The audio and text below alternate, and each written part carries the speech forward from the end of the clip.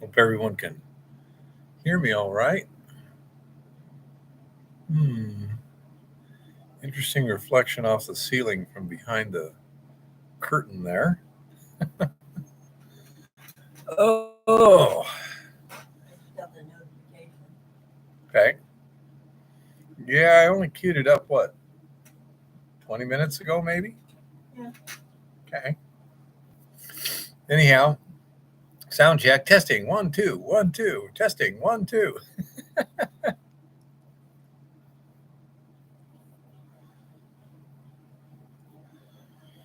Uh,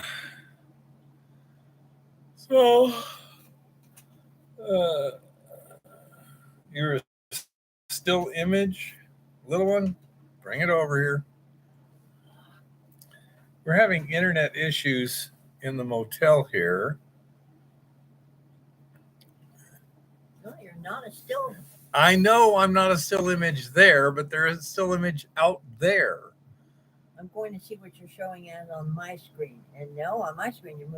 Okay. Eva says I'm moving on her screen.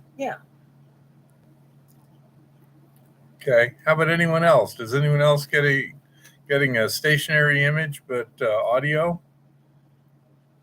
Because we're working off of her hotspot, seeing as how the um internet right now is iffy.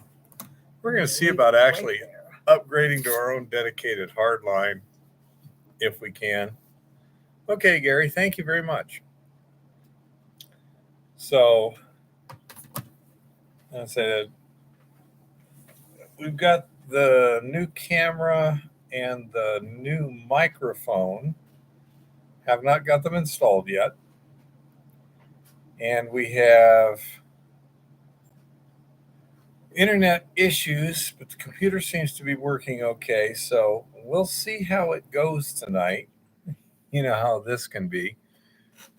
And that, I hate this particular camera just because it's got such a wide field, but it seems to be reliable. Let me see if I can figure out which way.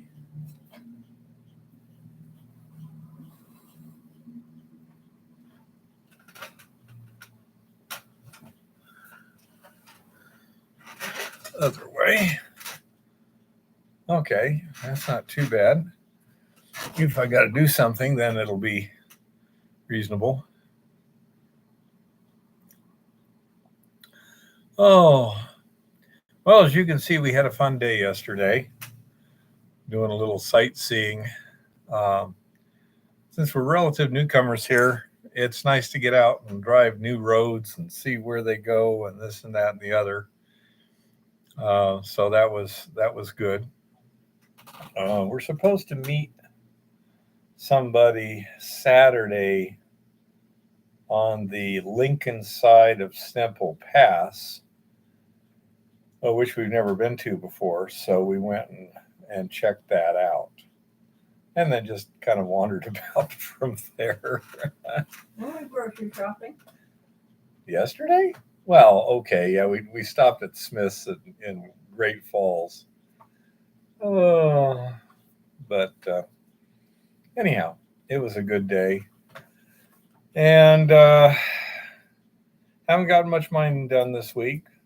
Number of other interruptions, so to speak, but weather and stuff can be a real pain in the butt. We are looking at heading out to the mill tomorrow, dumping the existing tank of ore and getting some more solution in there and starting on the next tank. So then this weekend, there's a good chance we'll make it up to the top of the hill stuff, but it's kind of iffy at the present time.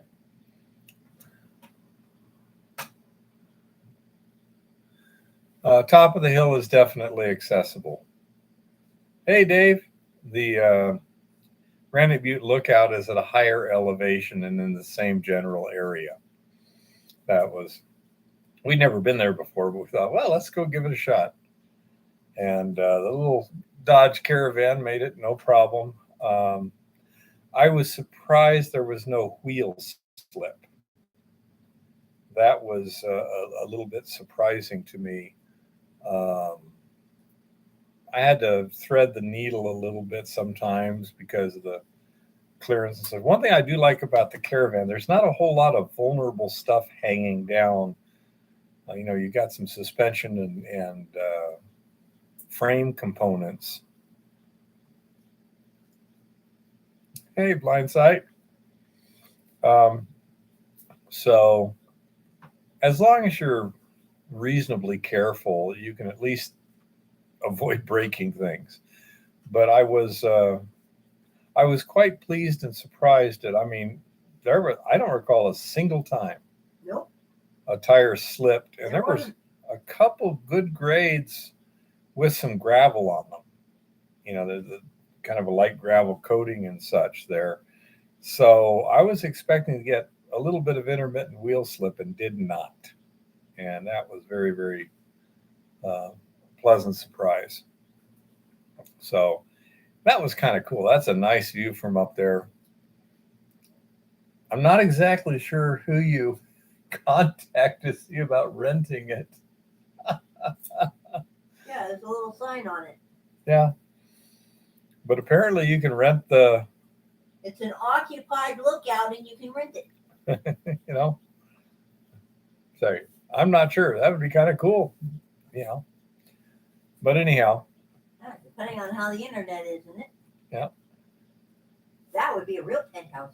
something like that, honey bunny. It says something about rentals. Try try looking it up. Rental of Granite Butte, Butte, lookout station, and see if anyone comes up with some. I didn't think about it, but it would be kind of cool. There's a lot of wood laying on the ground there Fresh cut. for fuel, Yeah, you know. fresh cut. Split.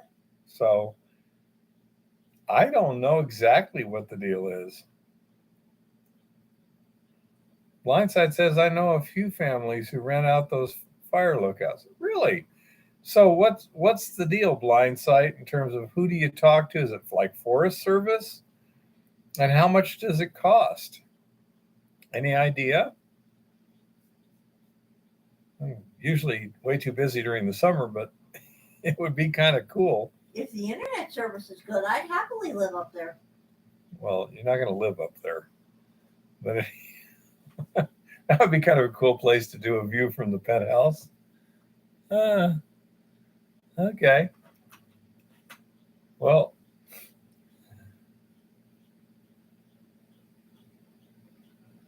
Glacier Park hasn't been worked. I don't think it's open to mineral entry. I'm pretty sure there's a rule about that, Kodak. They're still clearing Logan Pass up at Glacier Park. They had excavators and haul trucks up there this week. Are you sure that was this week, or Yeah. According to A friend of Eva? mine took a video. According This past week.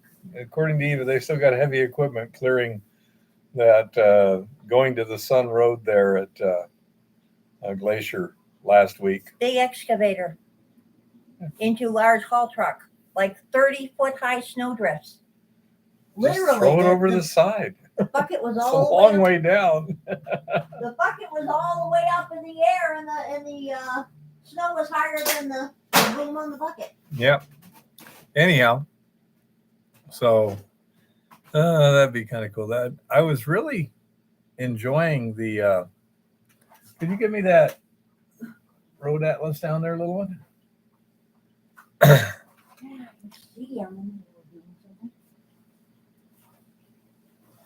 You had to stop at Anaconda, huh? I'm wondering.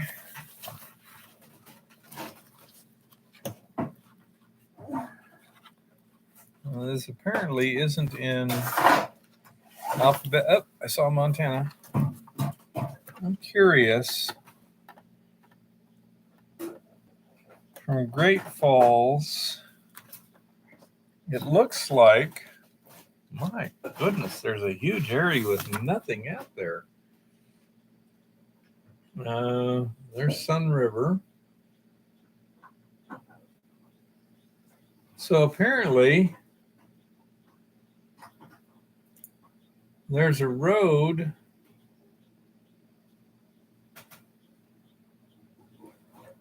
that at Fort Shaw there, little one. We could have headed west and then gone north, or gone east Yeah. and then gone north. But apparently, out in those plains out there, there's just a couple of roads, or at least major roads. That was some pretty country. Yeah, I'd like to go out I there. really liked it. I'd like to go out there one of these days. Yeah. We shall look on the food and see what I can find out. But anyhow, hey Jimmy.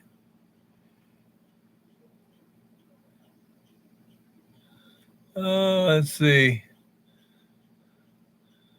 The question is, do you mean, were you stating about last week, or are you asking about this week, Jimmy? Because if you're asking about this week, we have a few things planned, but not a huge amount. And nothing serious. What is it? Something that you've got where you need a little help or something? We might be able to fit it in. We got a tentative meet up on a Saturday with someone. Aside from that, we're pretty freeform. Kind of the usual sort of thing.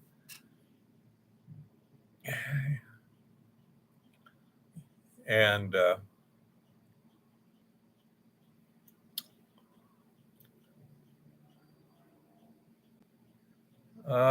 can't see the 2 days. Let's see. We could probably do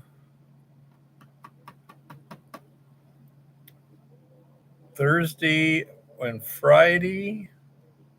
I don't think would be a problem. How does that work out for you, Jimmy? Okay, little one, we're tentatively scheduled to help Jimmy Thursday and Friday on something. Oh, that's great. Let's see what we got here. Just double checking 10 the 10th. Okay, where's the 3rd? So next week on Monday, I've got an echocardiogram at the cardiology department over there. Just checking on, make sure my heart's still doing okay. So, okay, let me write that down. Is this something where we need to head out there Wednesday, Jimmy? Or if we get there on Thursday, it would be okay? How's that going to be? Still make stupid. Yeah, you bet I do. You tend to be a little less impulsive. Yeah, there's been a few times. Blew up 60-watt amp. I guess that is an audio amp. 60 watts doesn't seem too much for anything else, unless it was maybe a radio amp. I don't know. Well, it doesn't say how much it is, but I found out how to rent it. Okay. How do you rent it, little one? Let's see here. He was trying to figure out how to rent the thing there. For campground inquiry, please call 406-362-7000. I can tell you about it too. Well, what about it? It's a 15 by 15 foot lookout cabin. The top of 20 foot tall wooden tower. Why don't you come on over here so other people can hear? The structure was rebuilt in 1962 and has been recently renovated. The tower was listed in the National Register of Historic Lookouts in 2008 and offers guests a glimpse into the life of a Forest Service lookout. Located near Lincoln, Montana, the Okay, lookout Jimmy. Go ahead. offers direct access to the Continental Divide National Scenic Trail, okay, accessible by vehicle, furnished with one twin bed with a mattress and 3 twin cots. The lookout can accommodate a maximum of 4 people, equipped with a table, chairs, wood stove, propane cook stove, propane-powered lanterns, silverware, and dishes. An axe and splitting maul are available. The lookout does not have electricity or indoor plumbing. A vault toilet is on site near the lookout. You need to bring your own water and sleeping bags, linens, towels, dish soap, matches, propane, garbage bags, and all other personal effects. You have to pack everything out and clean the place up before you leave. Oh, I hate that part. The cleaning it up afterwards. My mommy didn't say it. Said it was terrible with my bedroom. Winter renters should be prepared for a 4-mile ski or snowmobile trip into the tower and bring appropriate cold weather camping gear. That's true. Yeah, they could do that because that's right on the Continental Divide Trail. Well, you can't take the snowmobiles on the trail. You have to take them up the road. That's why they had that signs that said, if most efficient and easiest. Interesting. That's it. That would be cool. Anyhow. Okay, so the plan is, Jimmy, to be at your place Wednesday evening, and then we'll get a full day Thursday and Friday, and then Saturday we'll meet the other guy out there at thing. When will we be done on Friday, Jimmy? Are we going to be running extra late or just a reasonable, knock-off time of 5 or 6 in the evening or something? Yes, it would blindside. Absolutely.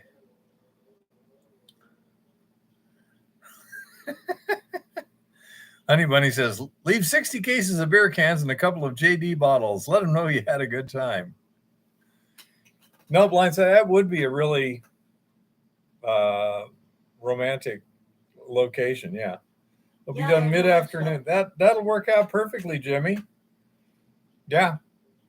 Because then we can just meet up with the guys on Saturday, get that done, and then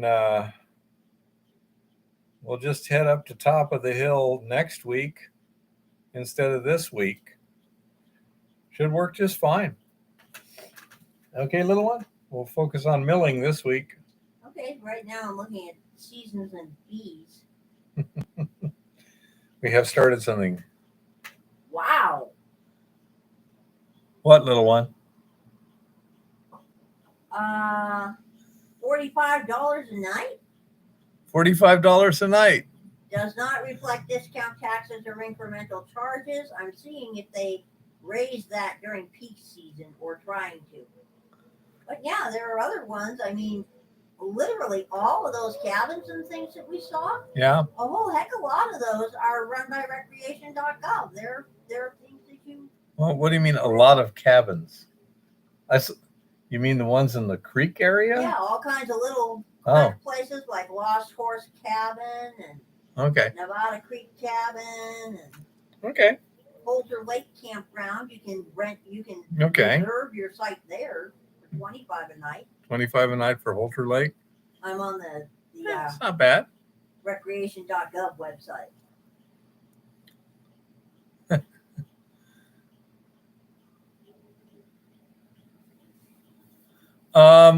As far as I know, blindside, if you're not in a town, the building codes are, if it falls on your head, it's your fault. I'm not sure. I'm not 100% sure, but if you're talking here in Montana, yes, some of the outside town lands are unincorporated, but they are covenanted somehow. Yeah, but what's the building code, little one? On covenant land, it depends on the county. She says it varies. Whatever. I do know most of them require a septic system. Yeah, I know that one person I know that should know, has done a lot of stuff around here for a long time, said that if it's outside of city limits, there's really no building codes. Which So is a good thing. I don't know. But anyhow, I'm a fan of this. be that as it may, um, it's a lot laxer than a lot of places for guaranteed sure.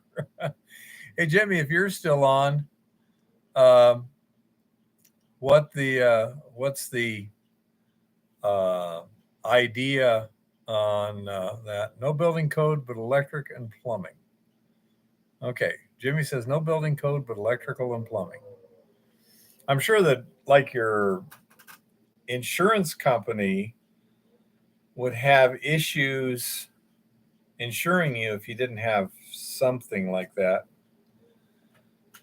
Thank you, Mr. Virtue. And we got there in our little Dodge Caravan.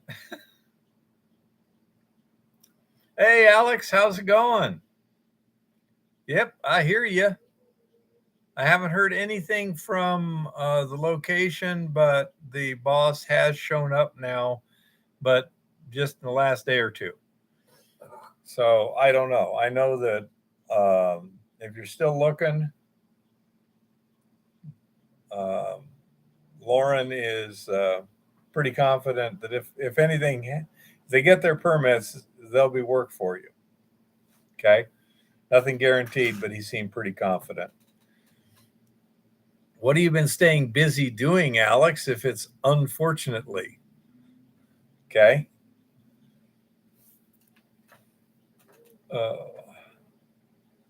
Yeah, eventually you'll probably wind up like me when it comes to construction stuff, where, there's so many people out there that you just wind up having plenty of stuff land on your head when and you're saying, not available. Okay, so Jimmy, as I understand it, will show up at your place sometime before dark on Wednesday. Oh, good Lord, Alex, that's a lot of work and not much fun. But anyhow, and then we'll be done sometime late afternoon and on Friday. So, assuming that's about right, we'll give you a call on Wednesday when we're on our way, so you have a better idea when we're exactly going to show up. I'll have a better idea when we're going to take off.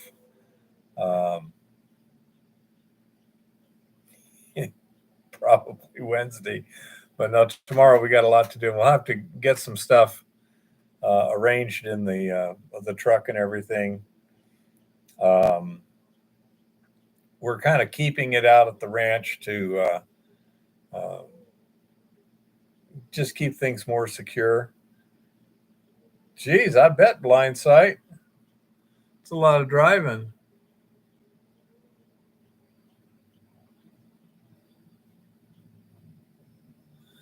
That is, Mr. Virtue, that is a fire lookout station. I think, when would it say it was rebuilt in 61? It was rebuilt in 62, originally built 62. in 32. Originally built in 32, rebuilt in 62. The base rate is $45 a night, but it may be higher during peak time. You can reserve it at recreation.gov. Anyhow, it's for rent. Bring all your own stuff. That's not Beartooth Pass. It's the Stemple Pass area, Alex.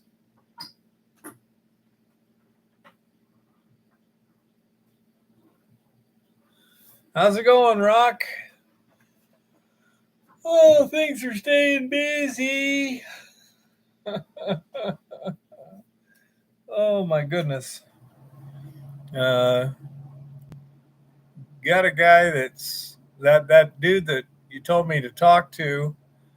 Chatted with him. Seems like a nice fellow, and we're planning on meeting up together Saturday up at that location and kind of go from there in terms of helping him out and see what the heck, and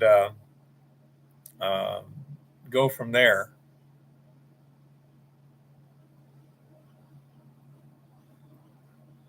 How much are they sending you, Brian? Are they like me, a 50-pound sack?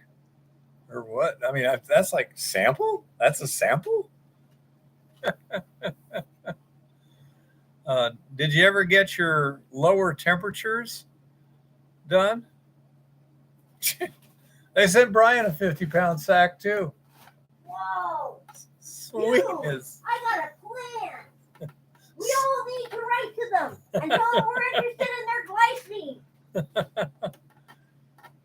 Yeah. If we get 40 people to write to them and they give it to everybody, we'll have a ton. Yeah. No, and I'm joking, people. Brian says that he's going to look up the numbers for the glycine stuff.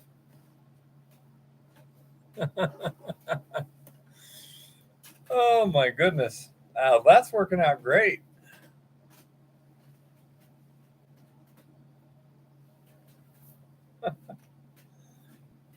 Yeah, we shall see. I'm not sure. It would be interesting to take some of the sluice tailings and try and figure out how much gold is in them after I do my panning, just out of curiosity. But I don't think there's much.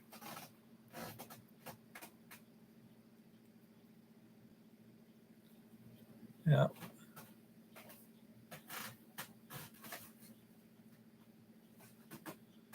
And how did that go, Brian?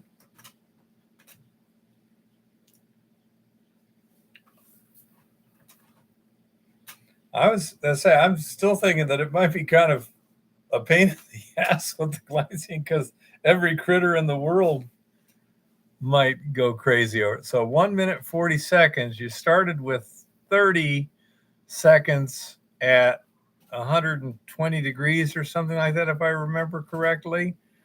So it's about a little more than threefold increase in dissolution time. And what's the temperature? 60. Oh, hell, this is going to be no problem at all. Shouldn't be a problem. Yeah. It's going to be great. So, it should work. I say, for something like a heap leach or whatever, time is not your biggest criterion. With heap leaching, it's a matter of cost and efficiency. Well, I'm still using that stuff. At 70 degrees, it's under 60 seconds. Yeah. I'm still looking at using it for sluice concentrates. Yeah. You know? Yeah. Well, I don't know, Brian. I mean, it's entirely possible you could put a clear cover, just put some blocking or something across there, but to have a clear cover over the pad and get solar heating that might do a pretty freaking good job. I don't know. That'd be interesting.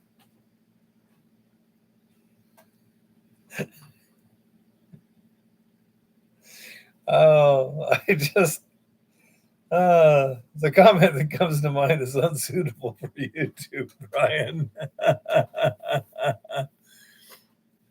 Yeah, that might work. But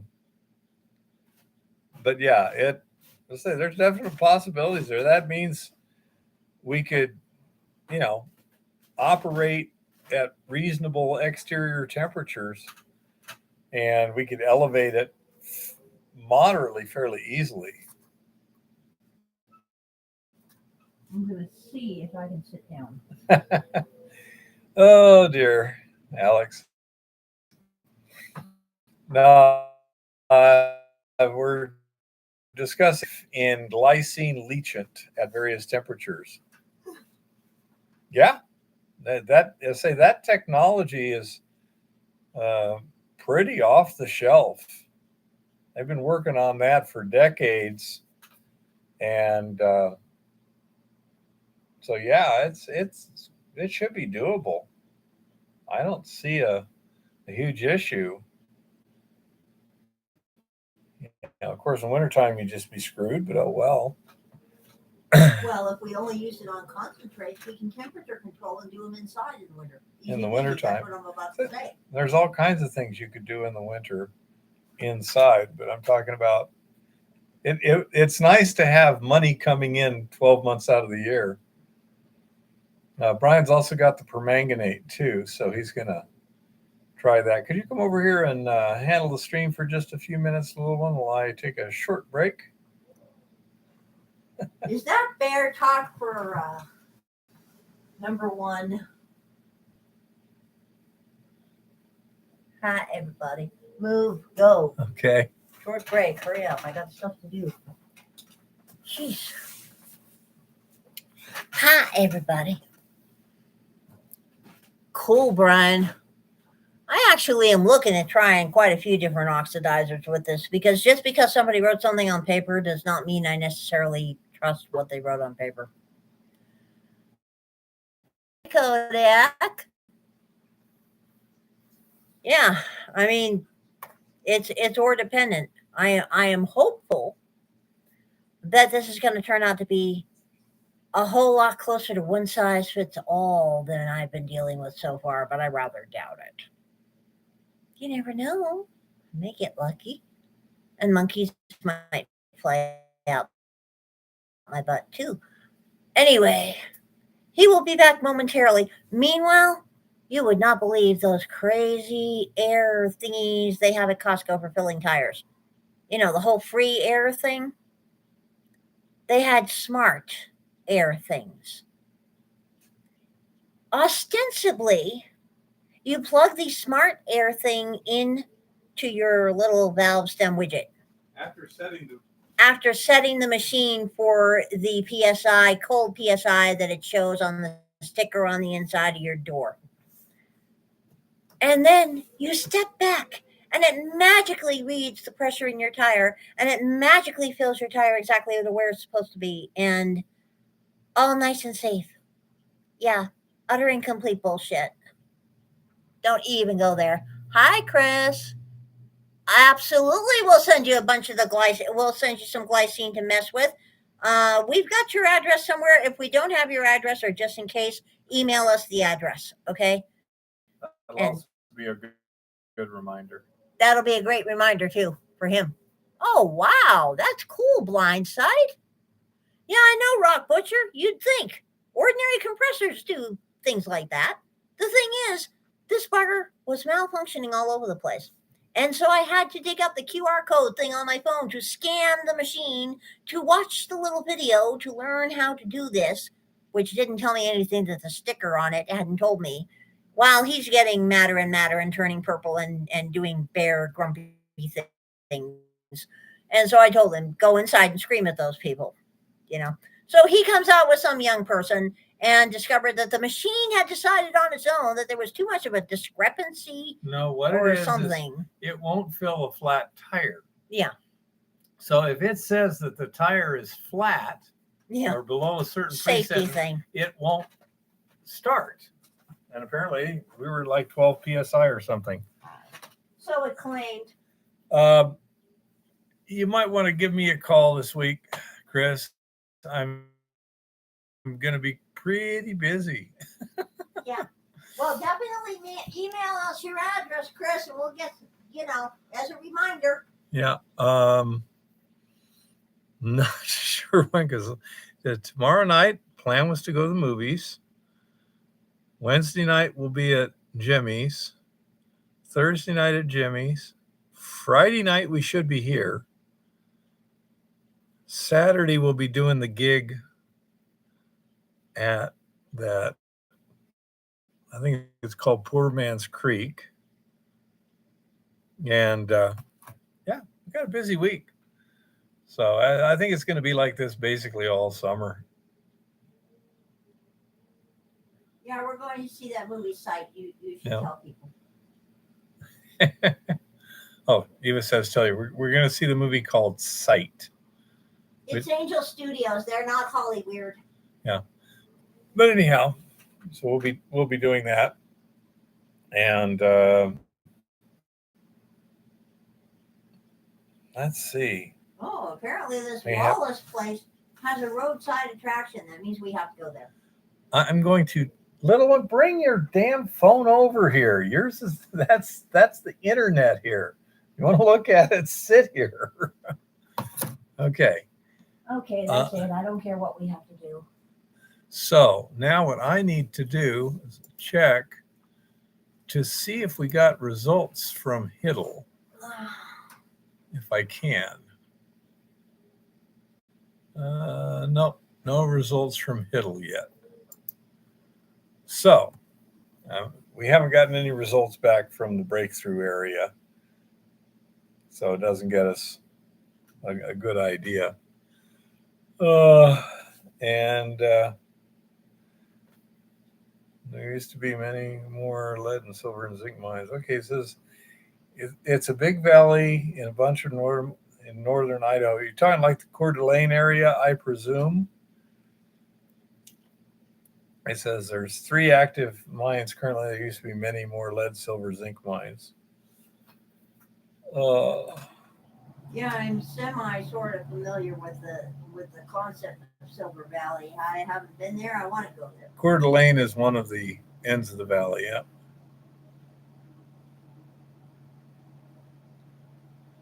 Brian says they did a combined Eco Gold X glycine leach. It was as fast as a glycine. And Brian's only testing for gold, isn't he? Yeah, he's taking gold foil. Yeah, I know. I want to know what it does with silver. Well, then go to the damn store and get silver leaf.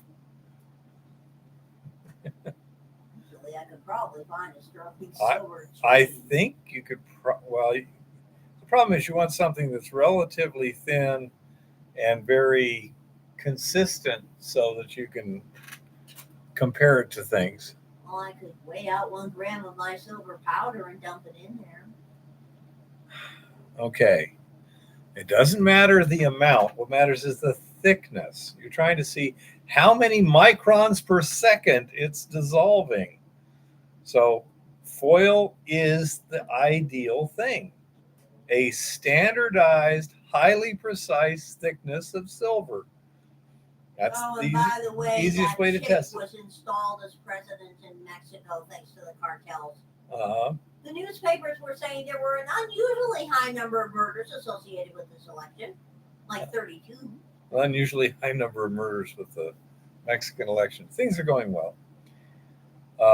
Yeah, Brian, I say the whole idea of using the gold foil seems excellent in terms of testing for speed.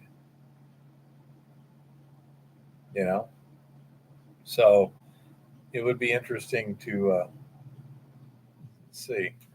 I was staying in place from a past life. Really? Blindside says when he visited Murray, Idaho, it felt like he was standing in a place from a past life. Interesting. So massive deja vu. Yeah, massive deja vu. Mm-hmm. Thermonuclear deja vu, huh? I have dealt with it. Yeah, I agree, Alex. It would give you a darn good speed criterion, you know, which it makes it real easy to compare apples to apples. Thank you for all the help, Brian. Appreciate it. So, anyhow, say we're waiting on those results from Hiddle. So I have no clue what we're looking at there.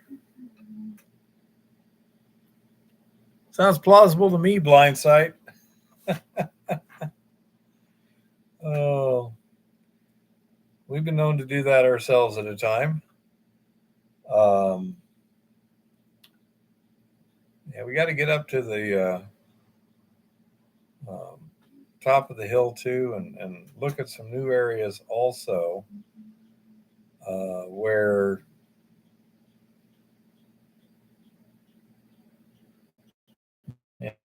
better not say anything more about it. So you're not going to be able to see much. You know, it's going to be inside a forest or whatever, but it's a new spot. and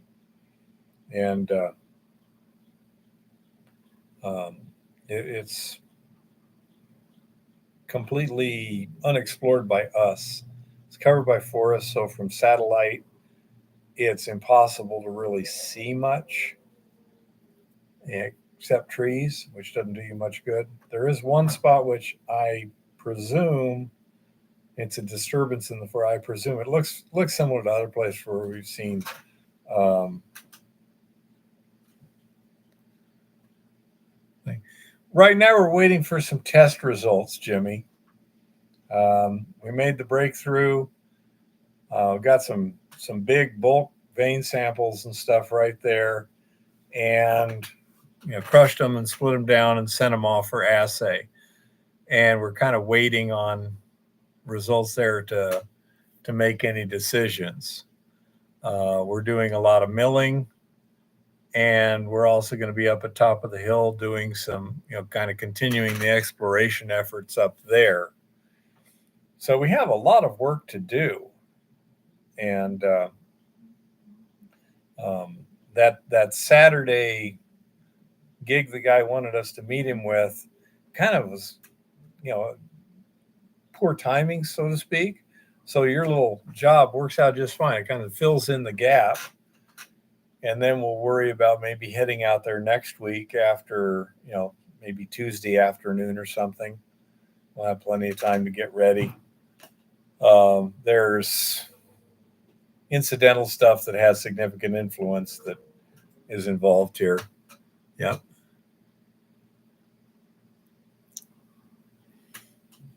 I was talking to someone who had a Polaris. How was that lady at Home Depot today? She said they bought a Polaris side by side and they just love to use that. It's such a nice ride, is what she said, on those mountain trails. But hey, Lars, how's it going? Yeah, you got that right, Alex. They are crazy expensive. Not sure how reliable they are. Okay, Brian. But I'm sure that if you have to fix them, they're really expensive. They're what, 47,000 for base models? Basically a freaking car that's just designed to look like a 4x4. No, they're not a car. They're not designed to look like a 4x4. Those are like sand buggy type chassis and stuff. That's a from the ground up off-road chassis, little one. Well, it's still a fairly ridiculous idea. Not as ridiculous as a Cadillac Escalade or a Lincoln Navigator. Yeah. But pretty darn close. Yeah. Alex says he got a pretty new truck, low mileage Tacoma last summer for $34,000, 2019. Yeah. I say those things are expensive. Of course, a lot of it is the scale of production, because you've got a much more limited number of vehicles being produced. Your unit cost for everything else being equal is going to be higher.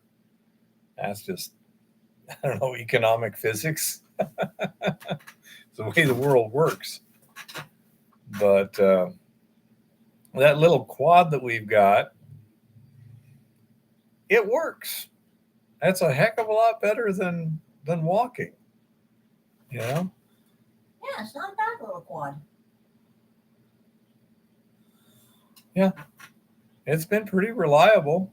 The only problem we had that one was when the vent to the bowl got plugged, so the carburetor was having trouble refilling. That thing with the wheel or the bearing or whatever it was.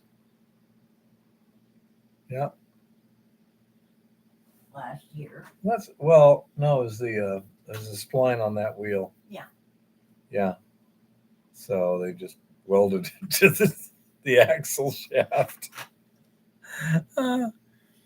Last fall, you paid $32.50 for a 1-ton fleet flatbed with an 11-foot all aluminum bed and dually and dual toolboxes. Well, that sounds like a pretty good deal if it's in any reasonable condition at all. So that sounds pretty good, Honey Bunny. Let's see. I'm trying to think of what we've done specifically. No. I guess it's mainly just those samples this week, huh? Yeah, basically that was it. I agree, Alex. It gives us a window of opportunity. Yeah, the big mining companies don't care about a small, high-grade vein if it's not surrounded by a big halo. So I would imagine someone like Rock probably over time gets to know a lot of places like, yep, the big company's not going to want this, but hey, Brian.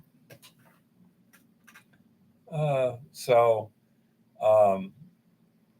that's something you could do too, Alex. I would suggest while you're doing your stuff, as you're working the industry, you keep a file and a backup somewhere else too of those small high grade deposits that are, totally not suitable for big or medium sized companies, but would be just fine for someone like you.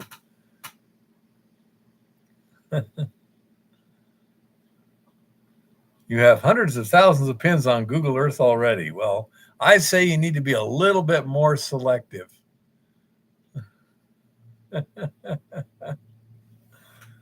Oh, no, I say it's a fun game.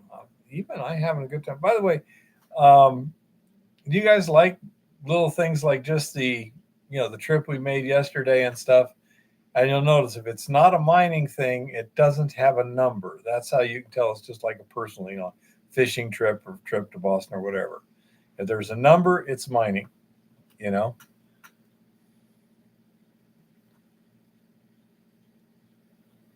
Thank you, Gary. That was a close one with the deer strike. Oh, I mean, the one in front of us, it was, We barely missed wide eyes. Yeah, I don't think we missed it by 10 feet between our bumper and it before it got out of our way. And at the same, just a fraction of a second later, it hit a thump on the rear quarter panel. So I looked in the rearview mirror and I did not see anything. Now, it could be that as it's running across the road, the car comes in front of it, it hits its face on the car, but before its body can get there, the car's already gone. So its unconscious carcass just kind of tumbles off the road onto the other shoulder there. Really don't know. I mean, there was no damage to the metal. There was one thing that looked like a rub mark. And it was nuts. I'm not sure, but definitely it didn't hit solid enough to wind up where I could see it in the rearview mirror. But that was that was pretty funny. And I forgot who it was. Somebody suggested that if you time it right, you can hit him in the head with your bumper and not ruin too much meat. Oh, Eva was going, we need to go back and get that. And I'm like, I didn't see it laying anywhere, Yeah, I got my hopes up that we might finally have dinner. Is that per crystal, Alex? Or as in total sales? What? Are the crystals pretty enough to draw big dollars? Alex, definitely. We sold a fair number for 5,000 plus. He says, yes, per crystal. Well, that doesn't sound too bad to me. Perhaps I'm Well, that's what I would like. Hello. Yeah. Goddesses like crystals. But anyhow, so that was kind of wild. But that,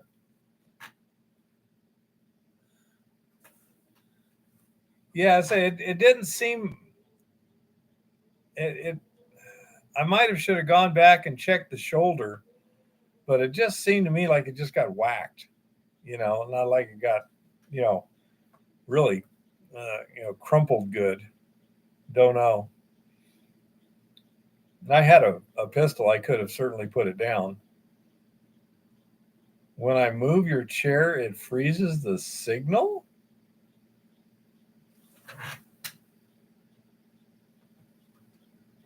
That's impossible. Well, I don't know about impossible, but I don't know what mechanism might be No, there'd involved. be no reason for it whatsoever. I'm saying that's not on our end. Is anyone else noticing when I move in the chair, it causes signal issues? It may just be I'm moving a lot and the signal's having some issues, so I'm almost always moving when it does. Could be coincidence. Don't know. Jimmy says the same thing. Notice it buffer a few times when you're leaning forward and then suddenly lean back. Yeah, well, don't lean forward. The phone's right there. I'm guessing it might be interfering with the hotspot there. Again, this is a temporary Band-Aid here. We're going to see if we can't get our own dedicated Ethernet line, because it's, you're sharing with 12 other rooms and things like that.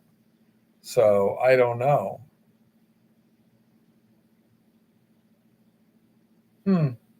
Alex says water's a good absorber of radio signals and humans are mostly water.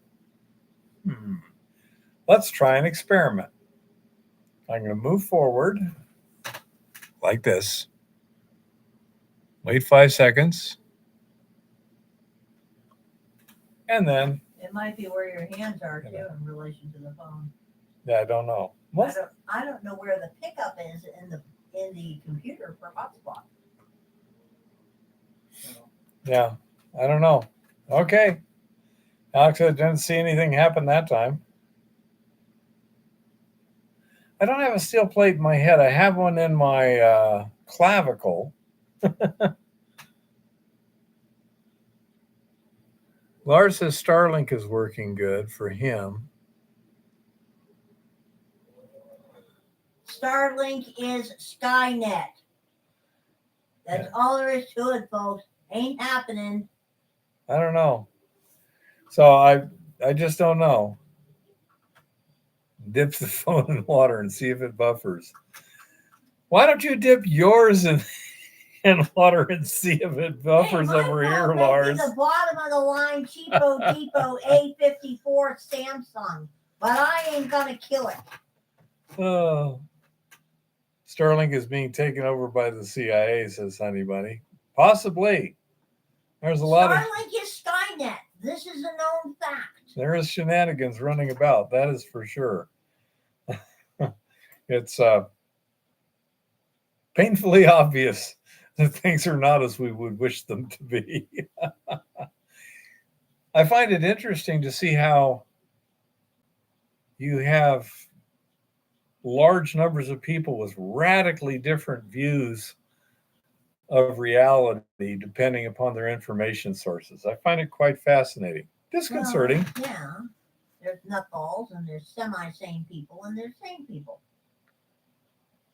Another thing it might be, Alex, if they're in polar orbits, they're going to be tighter spaced in the more polar regions, because essentially the lines of longitude are going to be closer together. That might be it. So I don't know.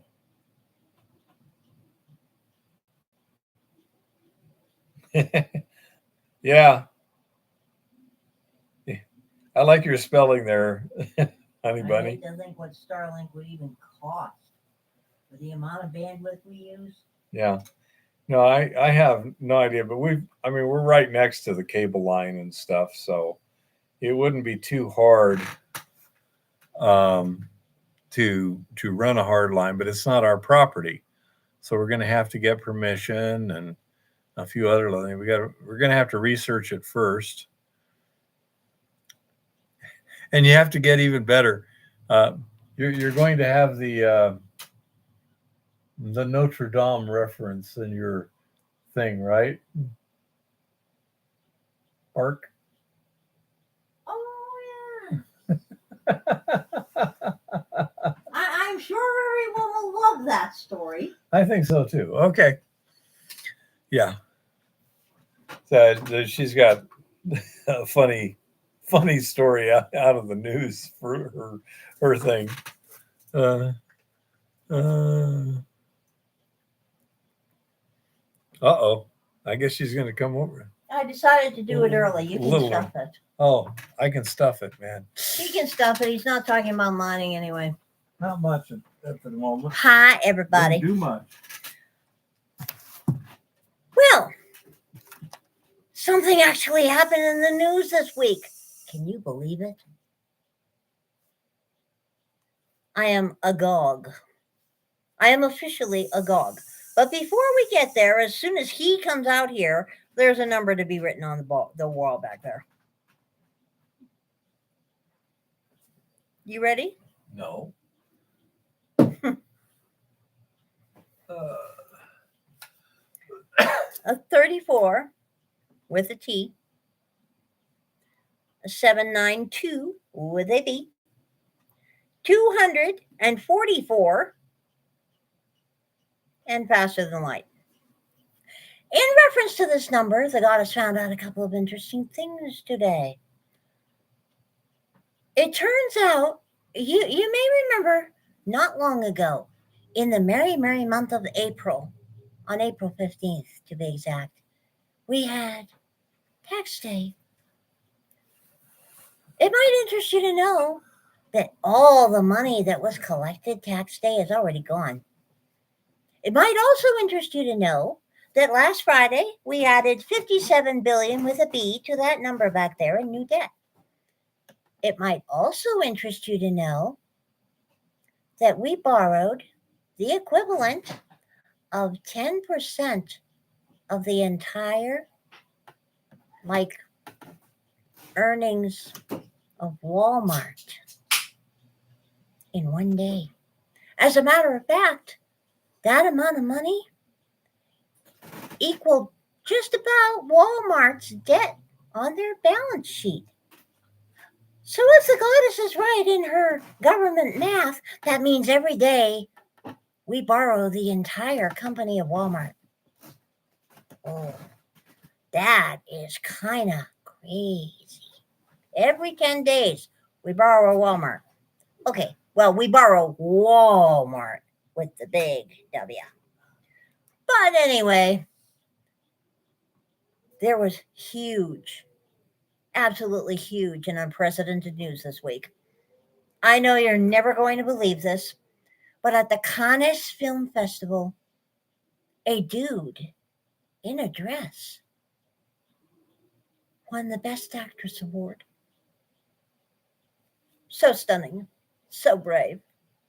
He, the dude, is semi-famous. He has 3 biological children, and he became a chick 5 years ago or so when he had a midlife crisis. He has spent a lot of money on plastic surgery, so the goddess will be the first to admit that for a dude in a dress, he ain't looking too bad here. Well, at any rate, he won the Best Actress Award, which is generally given to chicks. But, we're not going to quibble over that.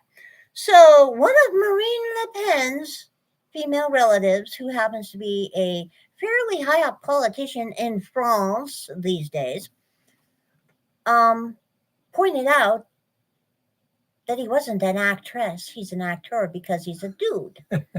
Well, the dude, whose name is Carlos, but he calls himself Carla now, just so you know. The dude flipped out. The dude immediately used some European hate law somewhere or other in France. Apparently, they have a law against this. He has sued this politician for the crime of telling the truth. This chick, an actual chick, may end up spending a year in the slammer and having to pay a 30,000 euro fine. Well, meanwhile, of course, everyone on Twitter pointed out that the dude in the dress, as good as his surgery is in fact a dude. So he freaked out. They always do. I mean, you would not believe these people. Don't even ask me what they do with the frozen passata, okay? Ew. Beyond belief what they do with the frozen passata. Anyway, he posted a rant and he was screaming. It was all in capitals. And he said that all of us gender realists who actually recognize a dude when we see one are barking gargoyles of Beelzebub. So, in addition to being in a ghastly cabal, I am now apparently a barking gargoyle of Beelzebub. I want a t shirt. If I'm going to have that cool an insult hanging around, I want a t shirt. Just saying. So then the community notes stepped into the issue and pointed out that the dude was, in fact, a dude that had 3 biological children and had just had a sex change about 5 years ago, and he didn't even get everything cut off. At which time, he took his account private, deleted the tweet, and then tried putting the tweet back on to see if that would make the community note disappear, and it didn't. So, yeah, unprecedented shit in the Twitterverse, which is now the Xverse. JK? In the middle of all this, of course, J.K. Rowling also pointed out that the dude is indeed a dude. And someone else received a really, really rude private message. They called a whole bunch of people the big see you next Tuesday. Okay. And this message referred to JK as JK Railing. So JK immediately tweeted out and said, JK Railing, that would be a perfect title for an anthology of my tweets, which we all very much approved of. And then somebody pointed out it would get even better if she wrote a new book, J.K. Rowling and the Barking Gargoyles of Beelzebub. Hopefully she takes our advice on this issue, you know. But it is very, very hysterical. Just, barking gargoyles of Beelzebub. It's like, you've got to be kidding me. And there was also some big kerfluffle about postbox toppers. There was a scandal involving postbox toppers in England. It was serious. We're still waiting to see the ramifications there. Postbox toppers? Yes. A postbox is, well, in England anyway, postboxes look really cool. And because they're shaped kind of like robot heads, people will crochet or knit hats to put on them that are called toppers. And it's kind of a community thing. You know, people will decorate their post boxes with post box toppers. And somebody made the mistake of making one that said that, females are women and dudes are men and nary are they, Somebody made the mistake of making a gender critical one and putting it out there on the first day of the month of June, which very, very much upset the council, and they made it go away because they said that this is not inclusive and it will not foster community development because it was hateful and nasty and disgusting. And then they put a really stupid one there in baby blue, baby pink, and white. That annoyed everybody. That was my thought, honey bunny. It's a British thing to decorate your mailboxes, okay? Just saying. Oh, and I'm sure you missed it because it's absolutely and totally irrelevant, but in a totally and completely unprecedented move, the idiot judge in New York found President Trump guilty of 34 felonies when he actually hasn't committed any crimes at all. The goddess is very, very displeased with the low quality of juries these days. They should have nullified. I mean, that is just absolutely unacceptable. Totally and completely unacceptable. Little one, you can't nullify when someone's not guilty. You simply find them not guilty. And of course, well, that's actually what, Nullification means yeah, when the they're person's guilty, but guilty. according to these guys, they're guilty even when they're not. So, anyway, yeah, as you know, Trump is now in the process of raising zillions of dollars, and the number of memes with Trump as a Clint Eastwood style Old West outlaw are just amazing. I am so enjoying that. And down in Mexico, in other news, as we heard, Mexico apparently has a new president. You may well have missed this point, but it turned out that if you were a Mexican citizen in the United States, you could go to a polling place and you could vote in person for your new president in Mexico. One wonders if there's a reciprocal agreement going on. One wonders if those people are going to toddle down to the same polling places in November and cast their vote for an American president. Quite possible, I'm sure. New technocrat Mexican leader, unlikely pro-mining, even as she replaces, quote, whim and bombast. You heard it here first, folks. Claudia Sheinbaum, a climate scientist, won Mexico's election to become the country's first female leader and is expected to continue the anti-mining policies of outgoing President Andrés Manuel López Obrador. Sheinbaum secured the most ballots on Sunday in the nation's 200-year democratic history, as much as 61% of the vote. Gee, I wonder how that happened. According to the sample count by the country's electoral authority. A sample count. Interesting. The tally also predicts her coalition of parties will secure 2/3 of both houses of their Congress, allowing it to change the Constitution without the opposition's consent. Well, that seems a little bit rude. The country's security situation and rising fiscal deficit, coupled with the strengthening of the Mexican peso, will represent critical challenges for her presidency, Colin Hamilton, BMO Capital Markets Director of Commodities Research, wrote in a note on Monday. From a mining sector perspective, it is unclear whether this will mean any lifting of restrictions, such as the de facto ban on new open pit mines, though we would see this as only a possibility rather than a probability in the near term. Sheinbaum, former mayor of Mexico City, who has cited López Obrador as her mentor, campaigned on a platform of affordability and promises to tackle corruption.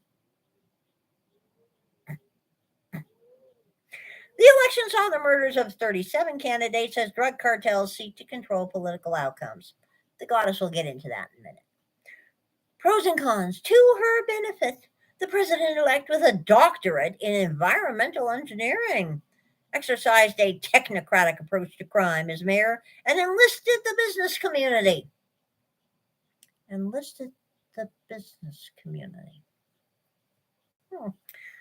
Funny. We'll get back to that. But she faces challenges such as low investment from foreign companies new to Mexico, gangs smuggling drugs and migrants into the United States, and the erosion of democratic institutions that may target judges next, really now, according to The Economist magazine. Scheinbaum's to-do list is clear. Tackle disorder, boost trade, and investment, and strengthen democracy, the London-based publication wrote on Monday. Yet is she really up to the task?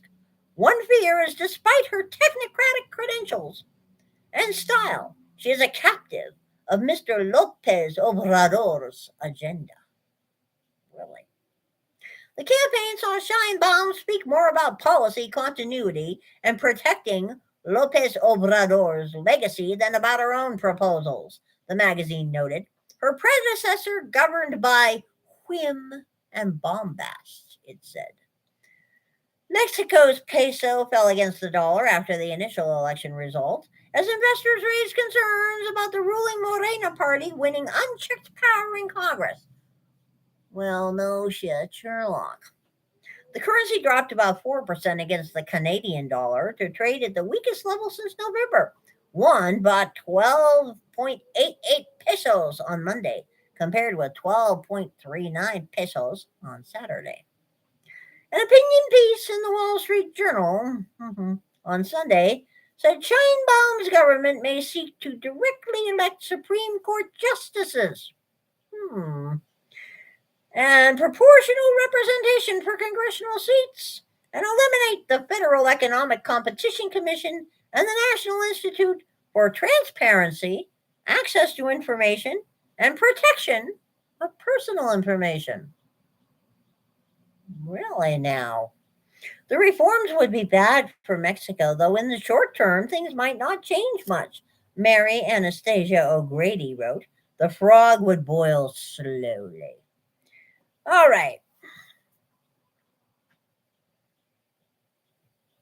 In case you've been living under a rock, Mexico is a highly corrupt kleptocracy that is run entirely by drug cartels and organized crime. When you follow the money, it turns out that fully 65% of Mexico's GDP is directly or indirectly connected to cartel activity. Furthermore, when you follow the money, the biggest partners that the drug cartels have in using and moving this money internationally are HSBC and Bank of America. Isn't that rather odd? Well, it's also totally unimportant. I mean, who cares if our banks are, working with drug cartels and human traffickers? I'm sure they always pay their loans on time, any loans they get. And, come on. But back to our mayor here, who is now apparently the president of the corrupt cesspool.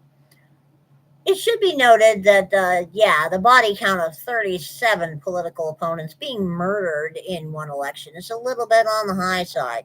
Even for Mexico, I think their previous record was around 30. The question is, which cartels murdered which candidates? Because that will tell you who installed this Lady Yo-Yo in office, which would be a nice thing to know. It should also be noted here, she tackled crime by coordinating with business. Newsflash, the vast majority of mid-cap and higher businesses in Mexico are in fact run directly or indirectly by the cartels. So yeah, Mexico has now become an entirely criminal narco state, amongst other things. Just saying. I'm sure that Lord Malarkey and company were watching all this with great interest and trying to figure out how the hell to get away with it here. Because they would love to see how you get away with changing your constitution without asking people, or just willy-nilly, other things that are probably going to happen. It is just really something. It may well get interesting down there. They will get very interesting up here. Well, absolutely. Yeah, she is a technocrat indeed. I mean, that's just the way it is. She is a technocrat. It could get interesting down there. I highly doubt that we will see any difference in the border situation unless it is more people coming over the border rather than less, and more drugs coming over the border. The only difference that might be seen is how the money is distributed that is made by getting people and drugs over the border. Because it would not surprise me at all if the Mexican government is going to get more of it than they were. I mean, just saying. Gold is becoming the global reserve currency. Well, let's see what this guy is saying, okay? This is Brian London, by the way. Of course, everyone knows the US dollar is the global reserve currency. Yeah. Yet a new analysis reveals that gold is actually the money that every central bank wants to hold. Let me first dispel some commonly accepted truths. Look at the widely held, almost unanimous belief among analysts that gold remains in a correction. Up until the metal opened for trading in New York today, I would have agreed with the sentiment. But as you can see, gold is gaining good ground. Gold has been gaining good ground. We're going to get to that in a while. It's too early to call the correction over with, but a positive day is just what we needed, which is true. Looking at the decline in the last half of May, it's easy to understand the dour outlook among gold bulls and bugs. But also note we recovered well from the previous short-term correction, and especially if today's gains hold, we're setting both higher highs and higher lows. Gold is historically the reserve asset of choice. It is a universally held truth, well, it isn't, but oh well, that the US dollar is the global reserve currency, a status that conveys numerous advantages and privileges.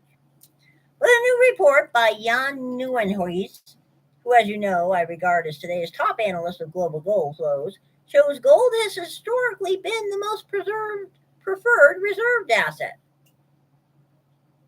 The chart above, and it's a nice chart, it's on Muddy Metals in their news section, shows the historical preference for gold clearly. In fact, it wasn't until the 1990s that the dollar overtook gold as a percentage of international reserves. The chart also shows the percentage holdings of the dollar. Algodones? What are you doing in Algodones, Red Wing? Why in the world would anybody be in Algodones? It's right on the border. Yeah, over I by know. And no sane person would ever be in Algodones, Nogales, or anywhere on the border. Unless, of course, you're getting illegal prescription medications really cheap. I mean, that's it. Or tequila. Apparently, there's good tequila there. This is a result of Americans' weaponization of the dollar generally and specifically in the wake of Russia's invasion in Ukraine in 2022. Central bank gold buying is one of the biggest factors driving the current bull market. Okay? In other words, times change and they're changing right now as gold is trending to reclaim the status as the world's most widely held reserved asset. Because, yes, our federal government is giving the American dollar a very bad reputation. They're giving the American justice system a very bad reputation. Oh well. Why anybody would be surprised about this is beyond me. Nobody should be surprised whatsoever about this issue. We all know what the feds are like, okay? Let's face it, the feds are the feds. So, gold is currently at $2,348.30. Silver is at $30.64. Yes. Platinum's at 1,016. Palladium's at 916. Rhodium's at 4,600. Still in the toilet. For rhodium, anyway. So, what we can expect to see going forward. Right now, it is looking like silver has established a new floor at $30. Every day that we finish above 29.5 with silver solidifies this floor at $30. It is looking very much like gold has also established a new floor at about $2,325. Every day we finish above that, we're solidifying this new floor for gold.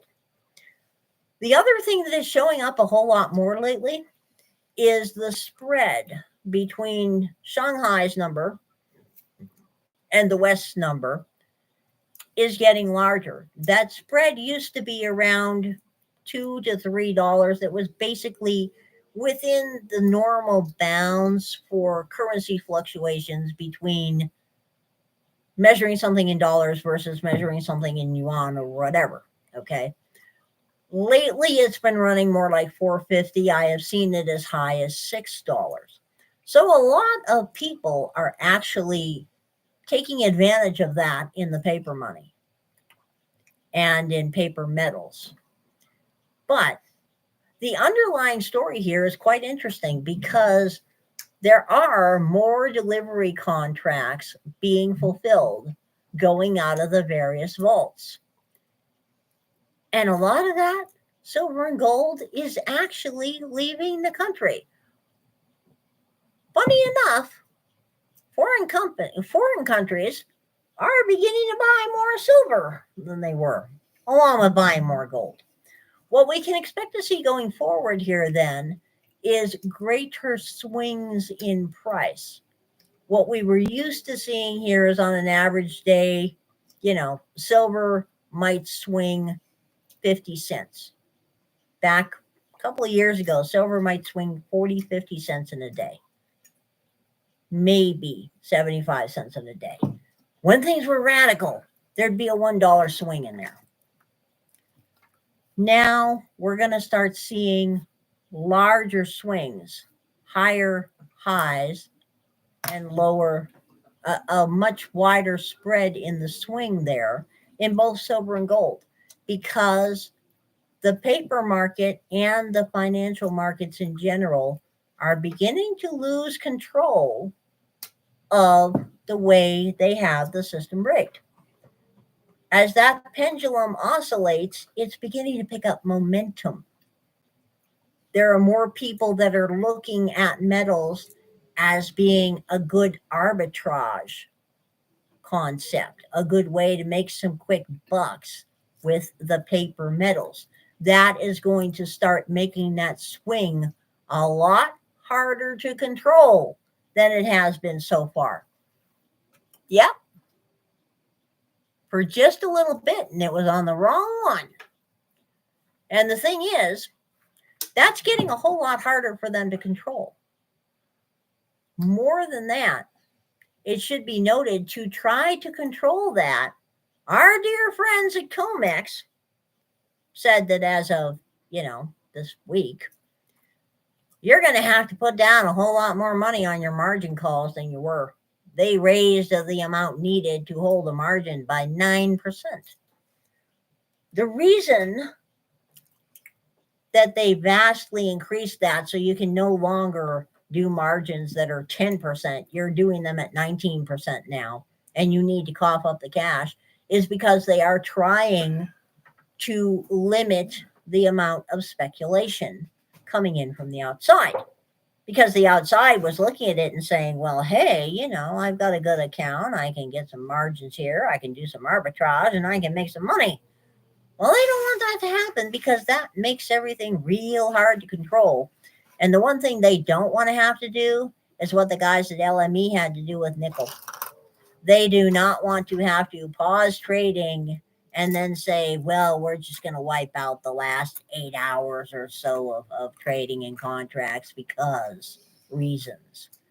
They don't want to do that, because it would look very, very bad. It would give people the idea, for some bizarre and unaccountable reason, that maybe, just maybe, there's a disconnect between the paper market and the physical market. And heaven forbid, it might give people the idea to actually do some math and discover maybe, just maybe, like last week when they literally had 57,000 naked shorts contracts at 5,000 ounces per contract, that maybe, just maybe, this is a subtle indicator that most of that paper is naked and flapping in the wind and has no physical silver behind it. And the same thing is true of the gold. That could get bad. That could get bad very fast. Just saying. You may also have noticed that inflation is still a thing. Well, that's strictly your imagination. Just so you know. The economy has never been better. Karine Jean-Pierre said so. The federal government said so. Everybody says so. Hey, Shaggy. Anything else you see is absolutely wrong. Even if you think that you are paying more and getting less. You're paying more and getting less thanks to persistent price inflation. Politicians and talking heads on financial news networks often point to strong retail sales data to support the claim the economy is doing great. You see, the economy is rolling right along. Americans are out there spending. Retail sales were up 2.67% on an annual basis in April.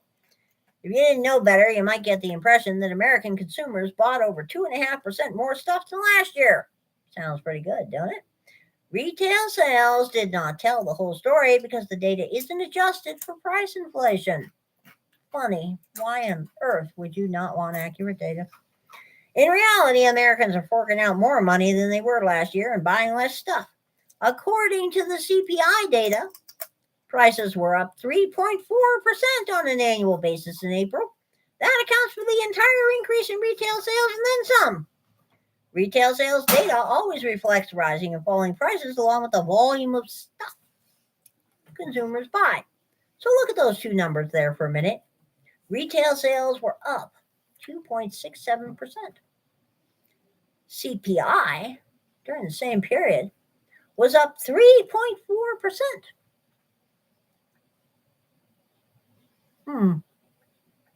Either way you slice it, that math does not math, okay? When price inflation is high, retail sales tick higher unless consumers cut back spending enough to offset rising prices. During deflationary periods, falling prices, retail sales fall, all things being equal, unless people up their volume of purchase enough to offset falling prices. In other words, just because dollar widget sales increased doesn't mean people bought more widgets. Yeah, I know, revolutionary concept here. It could be they bought fewer widgets, but paid a lot more for them. It is totally not. Well, consumer spending is rising, but only because shit is costing more. That's the point that's being made here. We're getting less shit, but we're actually shelling out more money. And that tracks with what I'm seeing in the truck to car ratio on highways. Okay. What's your viewpoint on the volume of stuff moving and what kind of stuff is moving now compared to previously, Blind Sight, since you're right there looking at it? Yeah, Blind Sight, give us some insight on that, please. Ooh, I like that. Blind Sight, give me some insight. Yep. And here's some clarification on this concept. Let's say a widget costs $10. If consumers bought 100 widgets, retail sales would be $1,000. Let's say the cost of the widget increased to $12. If people still bought 100 widgets, retail sales increased to $1,200. Headlines say, great retail sale report, robust economy. But people weren't better off. They purchased the same number of widgets. They paid more for them. Okay? When you put retail sales data into this context, it's logical to conclude American consumers have not been spending more because they're confident about the economy. They're not better off because they're getting more stuff. They're shelling out a lot more money for the same amount of stuff or less than they were getting before. American consumers are spending more because they have to. It's an involuntary spending spree. American consumers are spending hand over fist in an effort to keep up with surging prices. And based on the latest data, with retail sales rising even slower than price inflation, it appears they're tapped out and cutting back on the amount of stuff they're buying. Yep. Exactly, Blind Sight. You see, what I pay attention to in terms of logistics and the movement of things is the ratio that I see on the highways between trucks, commercial things moving, and people, private vehicles moving, and the types of trucks and trains I see. And when we took that long road trip here recently, the only place where things looked anywhere near normal was right around Iowa 80 truck stop in Wallace, which is right next door to Davenport, Iowa. That was the only place things looked anywhere near normal. And even then, they were lower than normal. It was not good. Northwest Ohio, the buildings looked well kept. Ohio. Whereas a lot of other places looked kind of drab and frazzled. Exactly, Shaggy. Gas is swinging a lot more than we usually see, and the range, the price difference between diesel and regular is getting a whole hell of a lot smaller. When our economy was doing really well, the ratio between diesel and regular ran about $1 a gallon. Diesel generally was running about $1 more a gallon than regular gasoline. It was like that for years and years and years and years. And red diesel, red dye, of course, is about 50 cents cheaper. So it was right about 50 cents more than your average gallon of gas. Right here in Helena, Montana, right now, down the road, our gas station is at $3.27 today for regular and $3.55 for diesel, a 28-cent spread. That means the red dye diesel is now lower than gasoline. And if this keeps up, it is my remembering from when I was a kid that when things were really bad, when I was like 9, 10, 11 years old and things were really bad, yeah, diesel was less than regular gas. Well, this is interesting, little one, because Blindside here, being right there, says that basically the trucking companies are really getting the squeeze.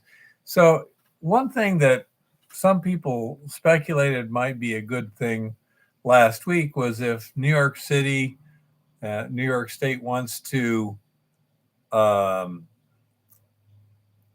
of make up laws as they go along, depending on whether they like you or not.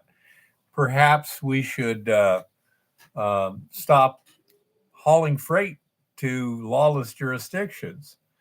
Do you think that's something that is practically possible in terms of if the truck drivers were reasonably motivated? Because they just say, yeah, we're just not going to deliver loads there, or are they under such pressure that they couldn't possibly make that come off? What's your opinion on that, Blind Sight?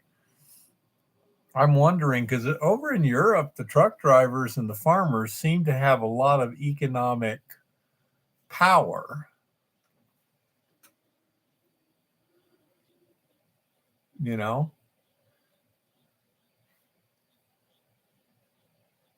So I was curious about that because things are not going. Yeah, of course, truckers can't get together on anything. Okay.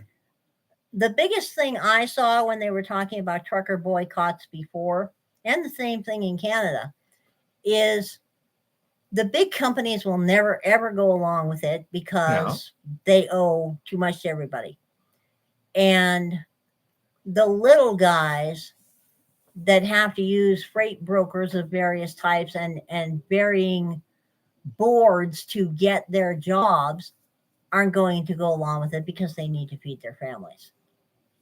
Interesting, Blind Sight. And yeah, they can replace all of us. They can replace all of you with foreign drivers. That's what they're planning to do. That's why they're beginning to let more Canadians and Mexicans drive. And it would not surprise me at all. We already know of places in this country where illegal aliens who can't even speak English are handed nice driver's licenses with minimal testing. It would not surprise me in the least if they suddenly started getting fast-tracked to be commercial drivers as well. That would be a little bit weird. But it would not surprise me.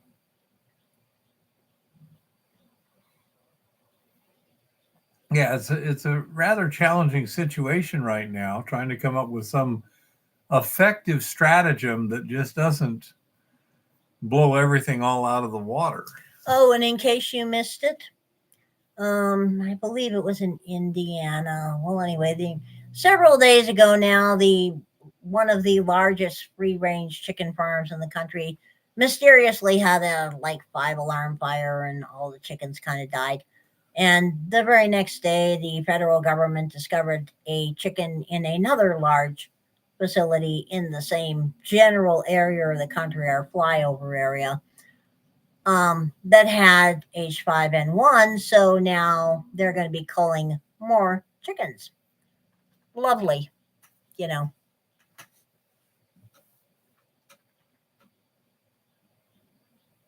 Yeah, that does not surprise me at all, Blindsight.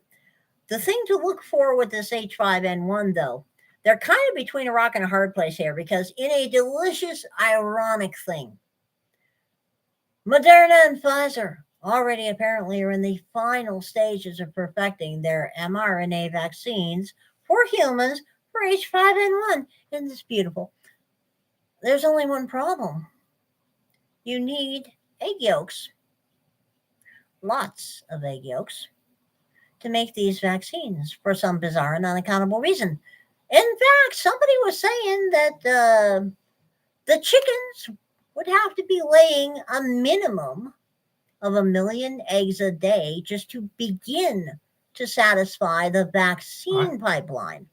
I know the flu vaccine was like that, but I don't know about mRNA vaccines. They said specifically that was the problem that they have with the H5N1 is if they kill all the chickens, they won't have eggs for the virus, for incubating shit. You got lucky there, honey bunny. I saw some the other day after the holiday.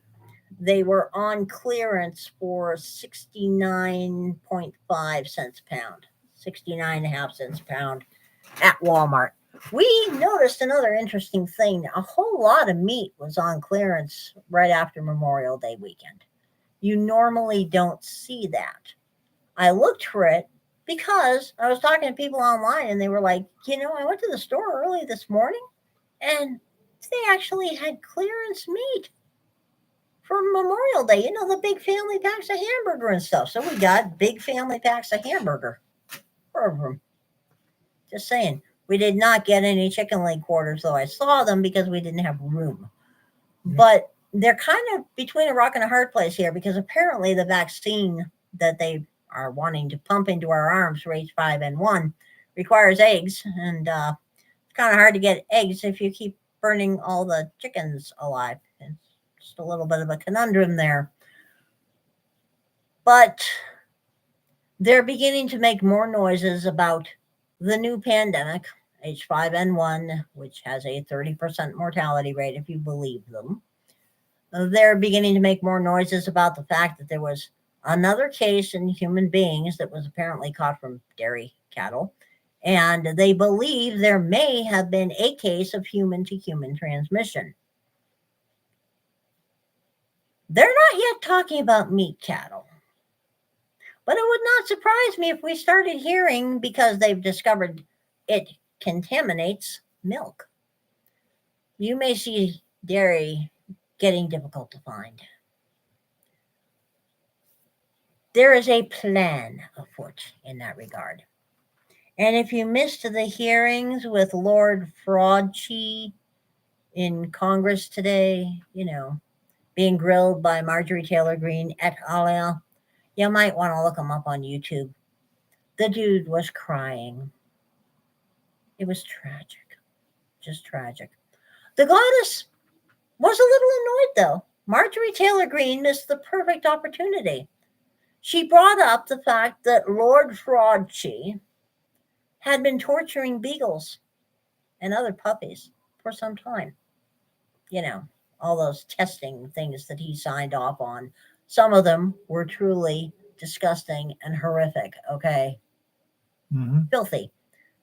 She completely should have brought up, however, it being Pride Month, back in the 80s, when Lord Fraudchi rose to prominence and became a famous figure because he was using orphans and foster children and poor children of color and drug-addicted women in domestic violence centers to test AIDS drugs without their consent or knowledge.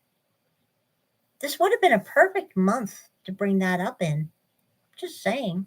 I mean, with the Rainbow Mafia on every street corner and everything blazoned with that particular kind of flag, that really would have ticked off a few people, and it really would have caused some issues for them to hear that Lord Fraudchi was using disadvantaged and poor women and children of color to test fake AIDS drugs and bad therapies to be used on homosexuals without anybody's consent. Bizarre. We could have gotten them all fighting amongst themselves, and then maybe we wouldn't have to put up with fetish parades on our main streets. Just thought. I'm always looking for a way to avoid those fetish parades. They've really branched out when it comes to the puppy boys. Very, very disturbing stuff going on. Not that it should surprise anybody. Just saying. We definitely need a Veterans Month blind site. There is actually a Military Appreciation Month. I do believe it is the month of May. However, nobody ever does anything with it. Nobody ever discusses it. But there is one.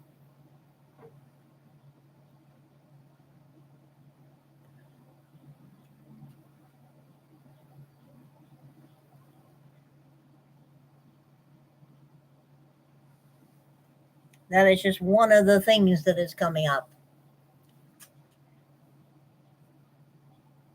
And that's another thing that's coming up, the issue of raw milk. I will say I'm quite pleased with Thomas Massey these days. If you have not been watching the case, Amos Miller's case and other cases of Amish farmers are still going on. Robert Barnes has been making some great victories in law protecting our right to choose healthy food. And he actually managed to get a representative interested in this.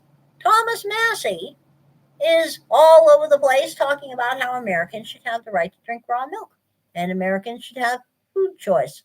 You should be able to join a subscription service that is run by an Amish farmer in Pennsylvania and have frozen food boxes, freeze-dried food boxes, dry ice packed food from an Amish farm sent to your house no matter where you are without the federal government saying you're not allowed to. The goddess quite approves of that. It's not going to go very far, but the goddess approves of it. We should have rights. Never happened. And for a little piece of history here, did FDR really confiscate everybody's gold? Did the U.S. government really try to confiscate America's gold? The short answer is, well, there isn't a short answer. It's a complicated subject with more nuance than most people give it. Yes, Franklin Roosevelt did try to take most of the gold out of the public's hands. The scheme didn't go quite as well as many people claim. Some gold dealers use the confiscation story to try to scare you into buying collectible coins because there was an exception in Roosevelt's order for gold coins having a recognized special value to collectors of rare and unusual coins. They'll say the government could come and take your gold eagles as they did in 33, but not these collectible coins we're selling. Of course, those collectible coins come with higher premiums and bigger profits for the dealer. You might call it a confiscation con because the reality is there wasn't confiscation in the strict sense of the word. So what actually happened? On April 5th, 1933, Franklin D. Roosevelt signed Executive Order 6102. He justified the move based on Trading with the Enemy Act of 1917, as amended by the Emergency Banking Act in March 1933. At the time, the United States was in the grip of the Great Depression. A lot of people were redeeming paper dollars for physical gold because they were losing faith in paper currency. No shit, Sherlock. This caused significant problems for the federal government because the dollar was tethered to gold and the printing was at least somewhat limited. During a fireside chat a month before issuing the EO, Roosevelt claimed gold hoarding during the past week has become an exceedingly unfashionable pastime. He said it was undermining the banking system. No shit, Sherlock, and that's a good thing. The use of the word hoarding was almost certainly intentional because of the negative connotations. This carried forward to EO 6102. Stopping hoarding was the public rationale for the order, but it went far beyond merely taking large amounts of gold from hoarders. Remember when they started talking about people hoarding things during the pandemic? Toilet paper? Amongst other things, baked beans, etc. By creating an expansive definition of hoarding, the EO was designed to take virtually all gold coins and bars out of private hands and transfer them to the government. The term hoarding means the withdrawal and holding of gold coin, gold bullion, or gold certificates from the recognized and customary channels of trade. So you can't save money, huh? The term person means any individual, partnership, association, or corporation. In short, anyone who wanted to hold gold as a form of savings was considered to be hoarding. Under the order, private citizens, partnerships, associations, corporations were required to turn in virtually all their gold. The order allowed people to keep up to $100 in gold coins, along with gold as may be required for legitimate and customary use in industry, profession, or art within a reasonable time, and rare coins. That's precise, isn't it? Mhm. Ah, It read in part, deliver on or before May 1, 1933, to a Federal Reserve Bank or a branch or agency thereof, or any member bank of the Federal Reserve System, all gold coin, gold bullion, and gold certificates now owned by them or coming into their ownership on or before April 28th, 1933. In return, the Federal Reserve Bank would give individuals an equivalent amount in any other form of coin or currency coined or issued under the laws of the United States at the rate of $20.67 per ounce. Once the government got the gold at that price, which is what governments do, it changed the price, which is what governments do, fixing to its advantage, raising the price to $35 and devaluing the paper money people received in exchange for their gold. Now, notice, they could have gotten any other form of coin or currency. The goddess can tell you right the fuck now that if I were in 1933, first of all, they wouldn't have gotten all my gold. They wouldn't have even gotten a tenth of my gold. But the gold they got, I would have gotten silver for it. You would not be giving me no friggin' paper. If I exchanged my paper to get gold in the first place, no way you're giving me back paper. That ain't happening. Mm-mm. Violators of the law were subject to a $10,000 fine, huge for that day, and 10 years in prison, and or 10 years in prison.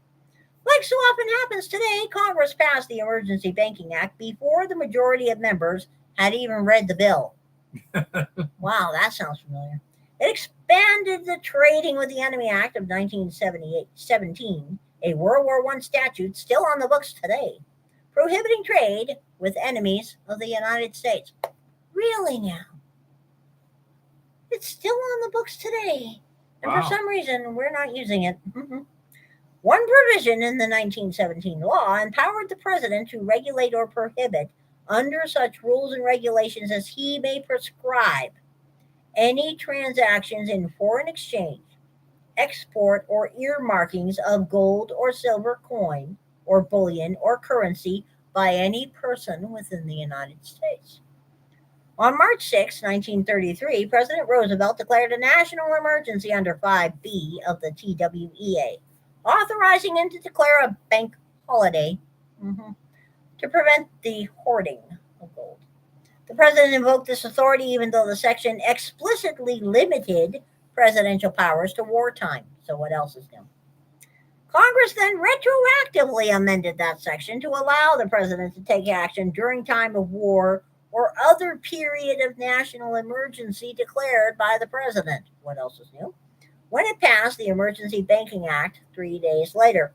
Provisions in the Emergency Banking Act gave the Secretary of Treasury the power to require all individuals and corporations to hand over their gold coin, gold bullion, or gold certificates if, in his judgment, such action is necessary to protect the currency system of the United States. This served as the legal justification. Despite the window dressing and propaganda, Roosevelt's order wasn't a benevolent move to protect America from greedy gourd hoarders. In truth, the government needed the gold. With the dollar tied to gold, the Federal Reserve could not significantly increase the money supply during the Great Depression. It could not fire up the printing press as it can today. The Federal Reserve Act required the central bank to hold enough gold to back at least 40% of the notes in circulation.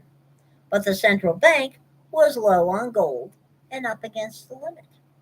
Since monetary stimulus and increase in the supply of money is a Keynesian response to an economic downturn, Roosevelt was between a rock and a hard place. He wanted the Fed to increase the money supply and support government spending, but was limited by this partial gold standard. By transferring gold from the public to the Federal Reserve, the central bank boosted its reserve holdings, allowing it to print more money than it was previously able to. Now think about this for a minute. They got to print more money two ways. Because they bought in that gold at $20.67 an ounce, and then they turned it into $35 an ounce. Interesting. E6102 followed on the heels of Executive Order 6073, which Roosevelt issued just weeks prior, prohibiting banks from paying out or exporting gold. A little over a year after the enactment of 6102, the United States effectively went off the gold standard when Congress passed the Gold Reserve Act of 1934. In effect, this law transformed gold from currency to commodity. That is a crucial thing to understand and think about in the coming days, weeks, and months. Is the difference between a currency and a commodity. And more to the point, the difference between money and currency. Because all money is currency, but not all currency is money. Okay? One of the most significant provisions in the law erased the right of creditors to demand payment in gold. In practice, this forced debtors to make payments in whatever the government declared was legal tender. Gold couldn't even be used as the basis for determining how much paper money was owed. As noted above, when people were ordered to turn in their gold, they were given $20.67 an ounce. The war on sound money continued in 1934 when President Roosevelt issued a proclamation raising the fixed price for gold to $35 an ounce. And by the way, if you take a look at the government right now, as in today, if you take a look at their books, all that gold sitting in Fort Knox, supposedly, well, they claim, is still valued at $35 an ounce.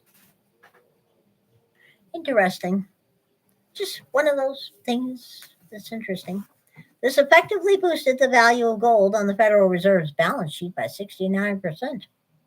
Nice. By increasing its gold stores through the transfer of private gold to the Fed and declaring a higher exchange rate, the Fed could circulate more paper money. In effect, the hoarding of gold by the government allowed it to inflate the money supply. Was the order enforced? The short answer, barely. 6102 is often referred to as a gold confiscation order, and in principle it was. Roosevelt effectively nationalized gold, but the word confiscation conjures up images of police breaking down doors to forcibly take people's gold. That's not what happened. The Federal Reserve collected plenty of gold, but only because many Americans turned it in voluntarily as an act of obedience. I do hope we've all learned better at this point. Well, wasn't there something about criminal, being imprisoned and fined if you didn't? If they caught you with it. Do you call that obedience? If they caught you with it. I call that intimidation. I call that time for a boating accident. Some likely did so because they trusted the government, others out of a sense of patriotism, and some probably out of fear. But generally speaking, federal agents did not search for private holdings or seize gold. People took their gold and gold certificates to the bank and received the promised compensation. As Tom Woods noted in The Great Gold Robbery of 1933, the paper currency they were receiving in exchange for gold had always been redeemable in gold in the past. So few saw any amiss in this coerced transaction. Most trusted the government's assurances this was somehow necessary in order to combat the Depression. The total amount of gold turned into the Fed remains unclear because the central bank isn't required to disclose detailed accounting. Well, isn't that convenient? Really now? However, in their book, A Monetary History of the United States, the economists Milton Friedman and Anna Jacobson Schwartz estimated the amount was relatively small, and most people simply ignored the order. Considering the number of pre-33 coins and that the goddess sees every single week in coin shops and online, yeah, probably so. According to their calculations, Americans turned in about 20 to 25% of gold held in private hands at the time. A large percentage of people simply ignored the order. Friedman and Schwartz came to this conclusion when Did they have found lots something. of boats back then too? Oh, totally. Okay. Fleets. Friedman and Schwartz came to this conclusion when they found something wonky in the official government data. This never happens. They must be wrong. The amount of gold the government said it held in dollar terms before the confiscation order was abnormally low.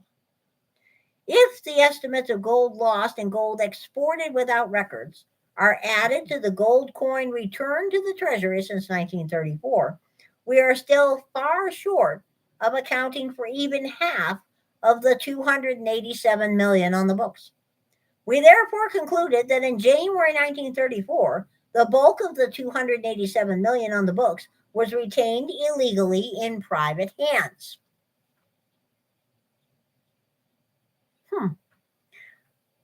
You know, it has Retained been illegally versus voluntary. Yeah. Wow, these seems I'm confused versus here. being voluntold. Yeah. That does make the goddess wonder exactly what's behind those seals on the doors at Fort Knox. Just saying. In effect, the Federal Reserve cooked the books. What else is new? To make it look like more gold was turned in than it was. False accounting entries? Isn't that a crime? Oh, no. It's not when the Fed does it. Oh, okay. Sorry. Economist David Henderson explains it this way. The government thought that X gold existed in, say, 1930. Then, when people were supposed to turn in their gold over law by law in 34, the government calculated there was only 0.8 X.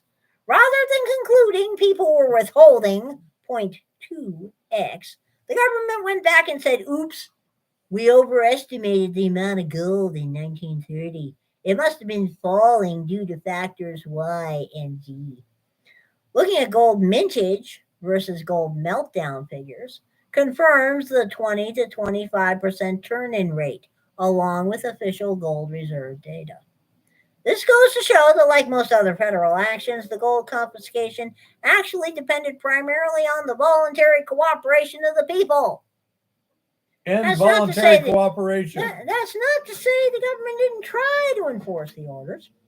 Frederick Barber Campbell was the first person to find himself in the federal crosshairs. He had over 5,000 ounces of gold on deposit at Chase National Bank.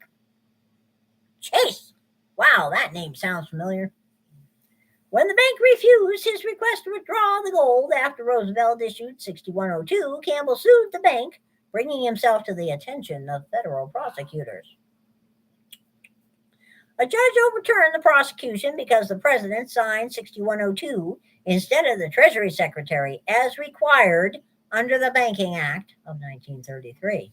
But the court upheld the federal government's authority to confiscate the gold and still seized Campbell's holdings. I'm sure we can sit here and go down the list of Campbell's mistakes, can we not? Putting it in the bank in the first place? Yeah. Okay. Then demanding to get it out and then suing and really calling attention. It's hard to have a terrible banking accident, isn't it? Yes. Okay. Campbell was the only person prosecuted under 6102.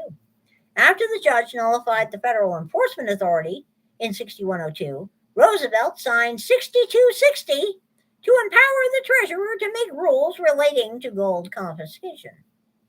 To allow for licensed individuals to hold gold, licensed individuals, mind you, and to authorize federal prosecution under the direction of the treasurer.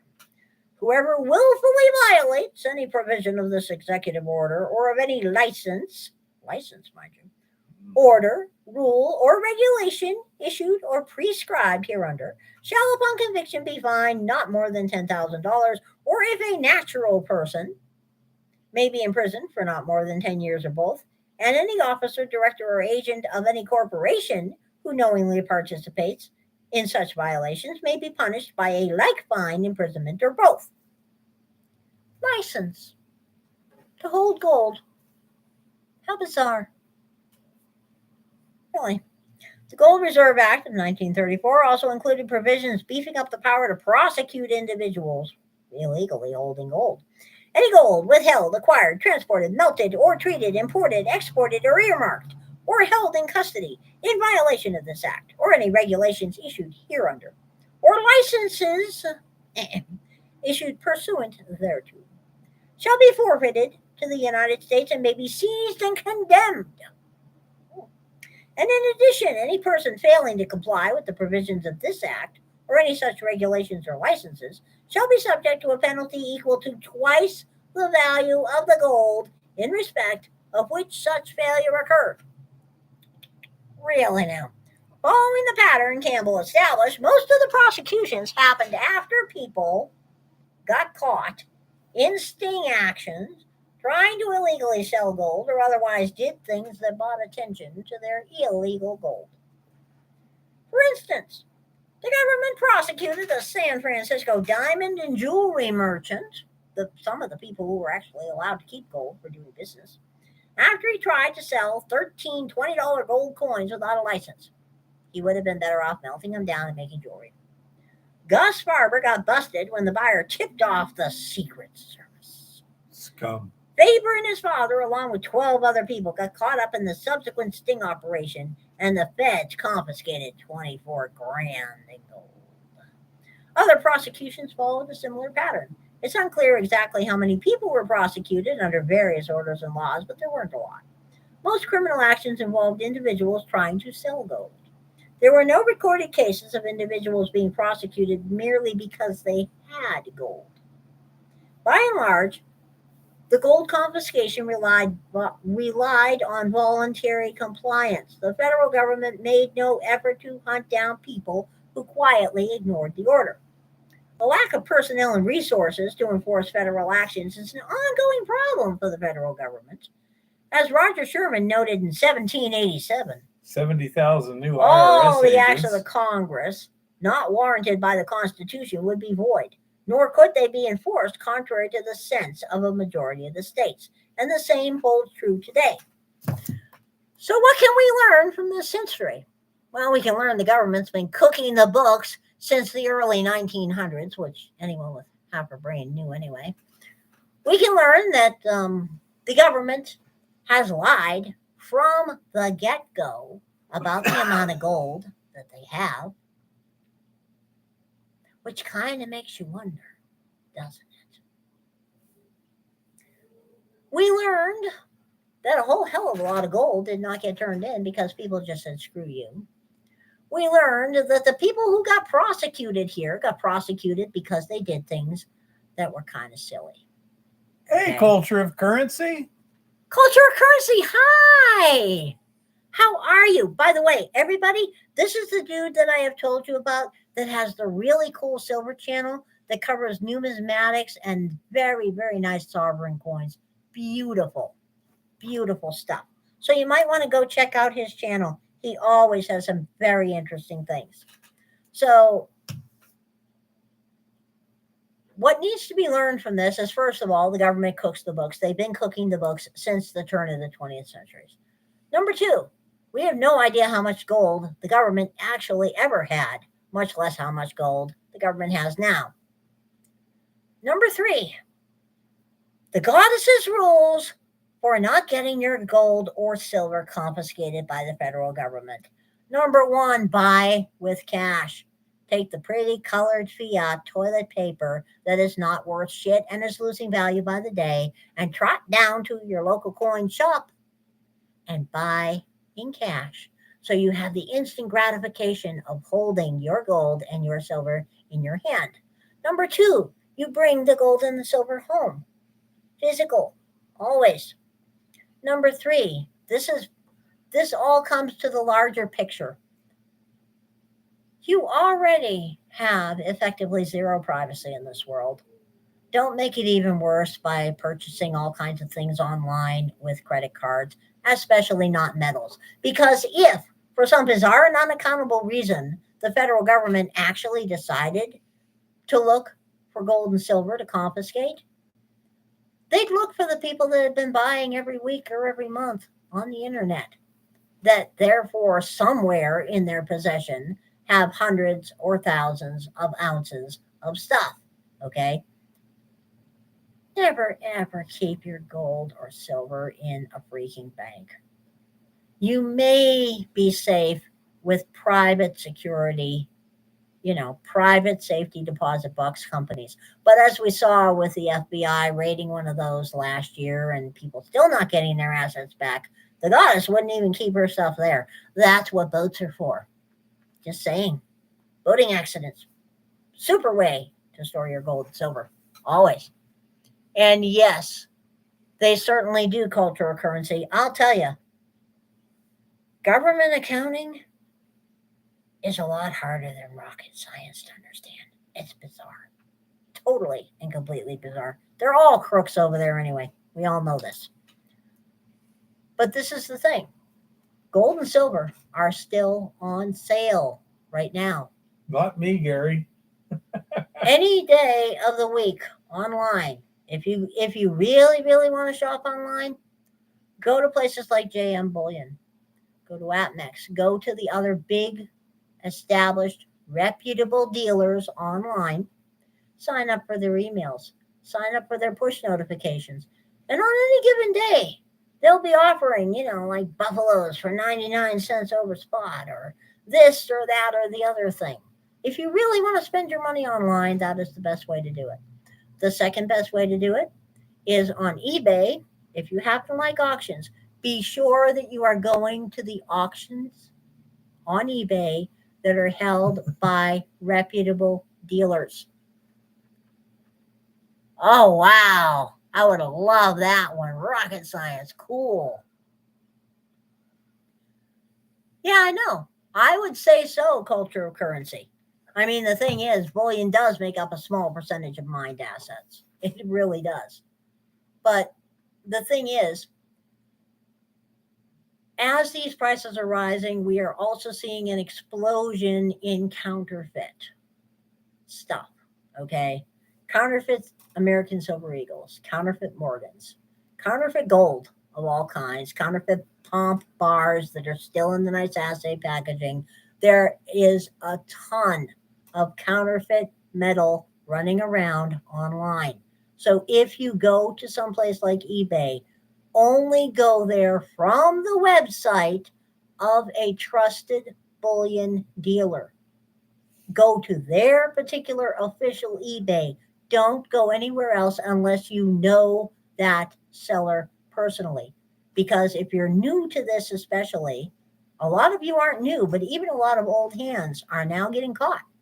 These new counterfeits are amazing that are coming out. Some of them are just absolutely stunning. I have to admit, they're absolutely freaking gorgeous. If I were building a decoy box right now, I'd be in heaven. All kinds of stuff I could put in there. Beautiful stuff. Just happens to all be fake. If you want good deals and you're willing to brave it, Walmart.com, look for items shipping directly from APMEX, because APMEX on Walmart.com, for whatever bizarre and unaccountable reason, is cheaper than the APMEX website. Not only that, the delivery is faster, and you're not paying that extra credit card fee. And if you belong to Walmart Plus or you own a Walmart credit card, you can even end up getting some points and cash back and shit. It's really kind of bizarre. Another good source, when they have it in stock, is Costco. There are rumors, and the rumors are growing, that Costco actually bought out the entire new mintage of American Silver Eagles. We shall see. But regardless, when Costco has gold and silver on their website, they have excellent prices, and you can get it delivered to the store, and you can pick it up there. So that is an option. But the goddess's first option is always, always get to know your local coin shop. Get to know your locals. My locals will hold things for me. My locals will hold things for a week. My locals will hold things for a month if I want. My locals will look for things for me. And I can walk in there with folding pretty toilet paper that says Federal Reserve note on it, and I can talk to them and I can get some gossip and I can enjoy shopping and I can walk out with my medal in my hands. And that's the important part. Yeah, discount gold and silver is another good one. Oh, Amazon loads, yike. Absolutely culture or currency. The fancy stuff Atmex actually does have a good price on. They generally don't have a price I like on generics. It is bizarre. I don't know why that is the case. However, that said, the big point right now is what you're going to be seeing in the movement of metals prices is you're watching for the range from high to Spread. low, the spread to get wider and wider because they are beginning to lose control of this market. So you're going to see wider fluctuations in the price through the day. You're going to see more price volatility. At the moment, Mondays are still predominantly the historically lowest day for buying gold or silver at local coin shops. That may differ from the deals that are available online. So that's something that you want to keep an eye on. Those price fluctuations are going to be getting wider. You're going to be seeing more erratic things. At the same time, you're going to be seeing more interest. Look for the things that people are looking for. If you're looking for putting investments into your stack, if you're looking for something that's going to be at a generic price but may have a collectible value, I have quite a few of those. And continue to buy on a very regular basis, dollar cost averaging, every paycheck or every percentage of found money, whatever. You want to be bringing it home because even if it's 2 dimes at a time, the best stacks are built with consistency. Doesn't matter how much. And yeah, mine it if you can actually find it.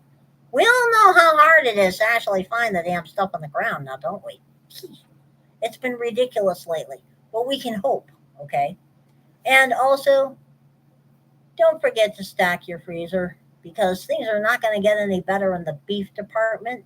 And egg prices, the next time they suffer a sharp spark and a sharp rise that comes with these chickens being culled, they're not going to come down to a new normal that's going to be a happy place, okay? Because I don't know if anybody else has noticed, but in your 10-pound bag of leg quarters, the average is now 11 legs. Okay. I have seen it as high as 14 legs. And that's not what you want to see. You want to see about 9 legs in the bag. That shows chickens that were at market weight when they got slaughtered. Okay. When you see little itty bitty leg quarters, that means they're killing them way too young.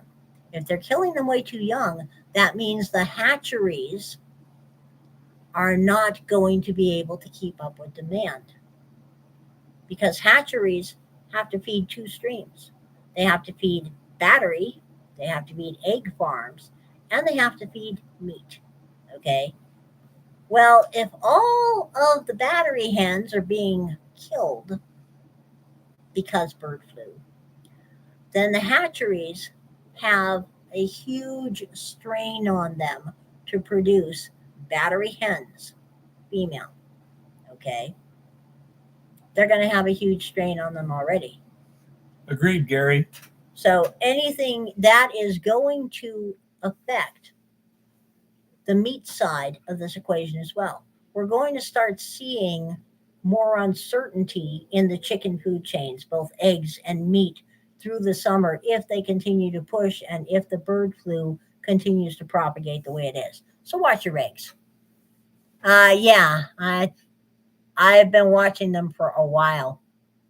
And yep, culture currency, you do. I will say I have been loving watching your videos. I have not had a chance to watch the newest one yet.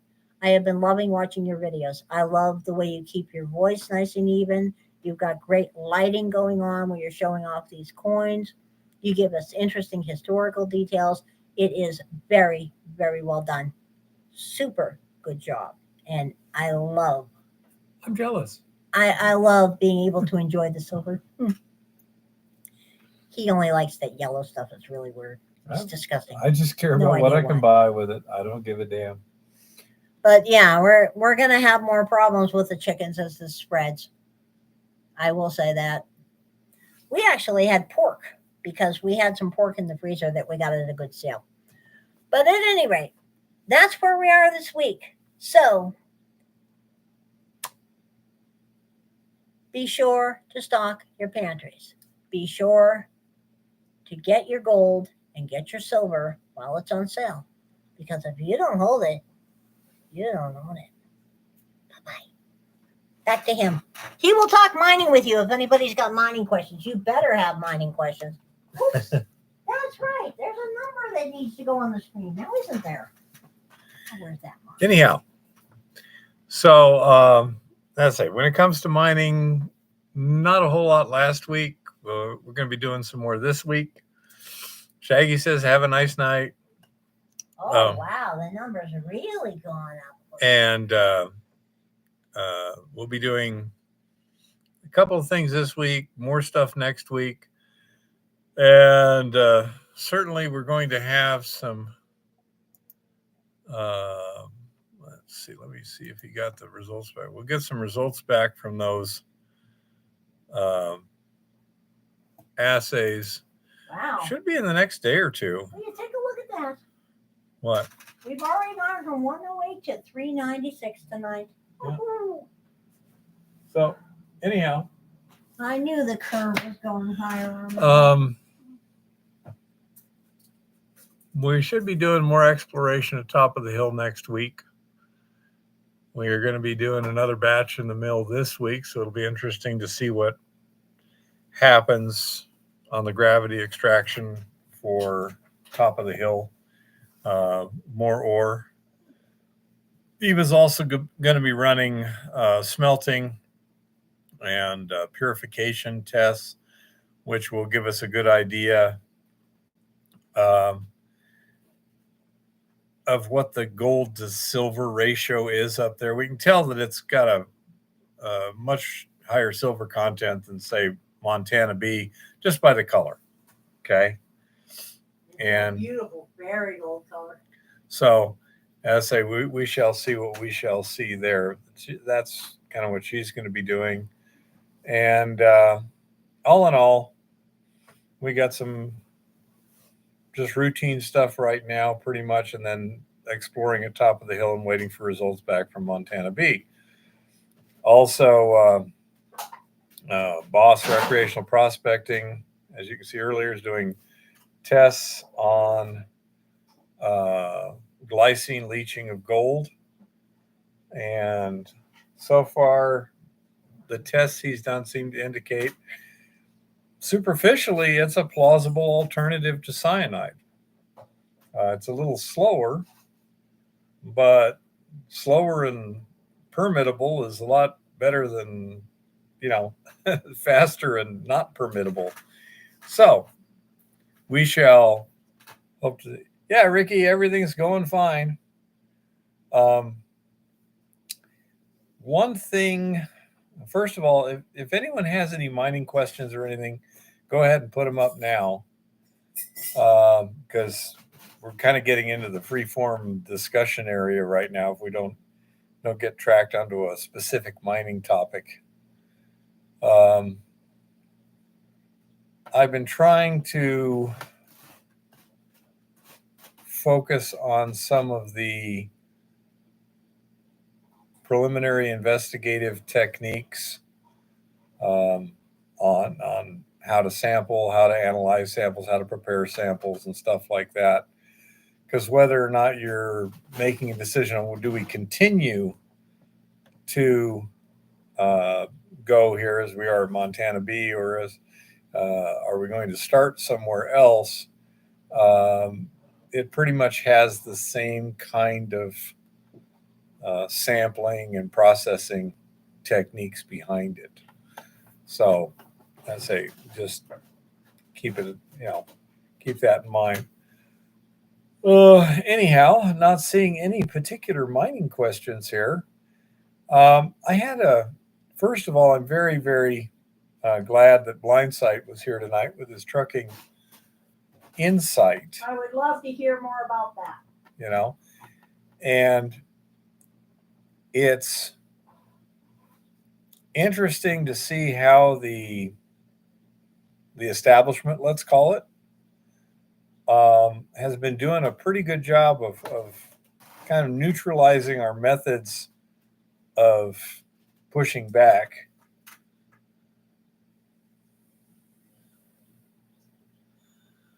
It usually should be by weight, Gary. However, it also depends a great extent on whether you have hydrous or anhydrous compounds. For example, you got soda ash and borax, which can be both. You can have anhydrous or hydrous, which means it's just got water in kind of associated with the crystals.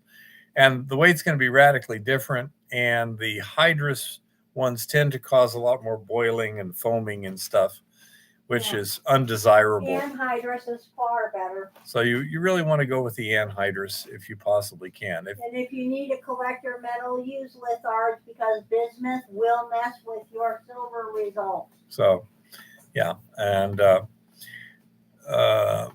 so when it comes to that, and then it's also going to depend on the actual ore itself. There's various chemical reactions that occur with the ore so that no flux works with everything. That's just kind of guarantee. I hope that's helpful, Gary. Well, I will say this. What? I have found that making just using the borax, silica, and soda ash with or without potassium nitrate and with or without charcoal works better on most things than the Chapman flux does. The Chapman tends to work far better on things that like roasted stuff. Okay. That I found. I find I get better results by mixing stuff myself. Ricky, we spend a lot of time in the field. For example, at Montana B, setting up the head frame, getting the equipment and tools up there that we don't leave in the mine when we're gone, and setting up the high line, all that other stuff. That's about a 3-hour job. And the same for tearing it all down. So we will generally go in the field for like 3 to 4 days, because getting there, getting offloaded, set up to do whatever, doing it, and then getting everything put back on the trailer and hauled back home, that setup and tear down time and travel time is a huge amount of one day. Not going to happen in one day. You're not going to get doodly done. So I say we typically go out for a minimum of about 3 days. And that gives us about a half a day to get there and set up, about 2 full days of work doing stuff, and then the tear down and head home. The high line is from Montana B is just to get the ore from the head frame to where we can drive a quad. It's a pretty steep hillside, but there is a dozer road there, so it's only about 70 some feet along the high line from the head frame to the landing spot. So it works pretty well. We don't do the beer.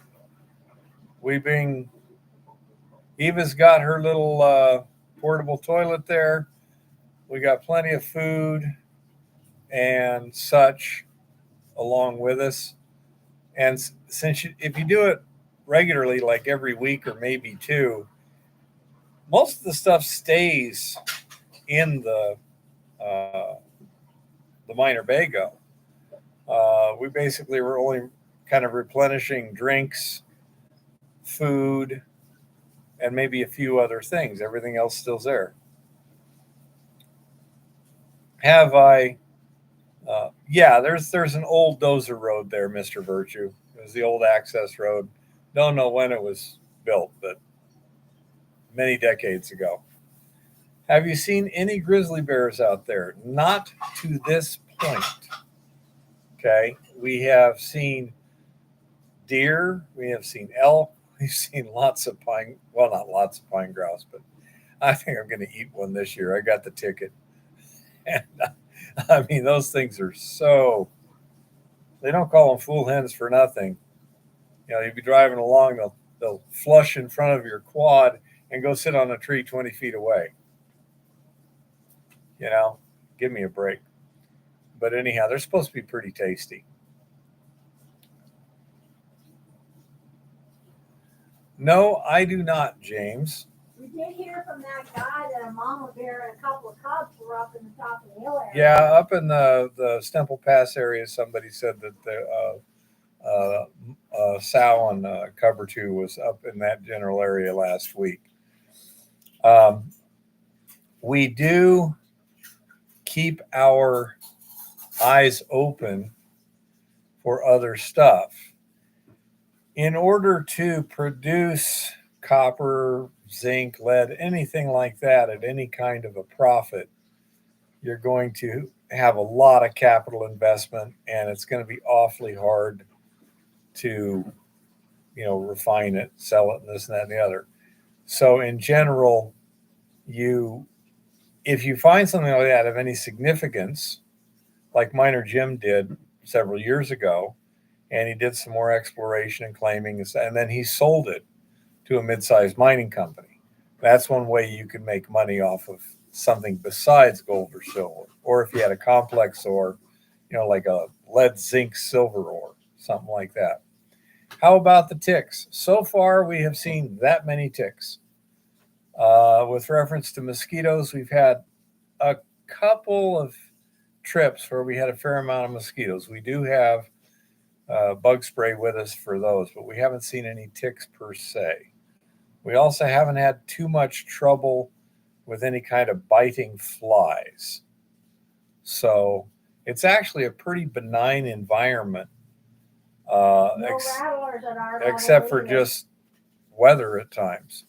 We're quite often towards the higher elevations, so we have to be careful about lightning from thunderstorms and just rain and stuff in general.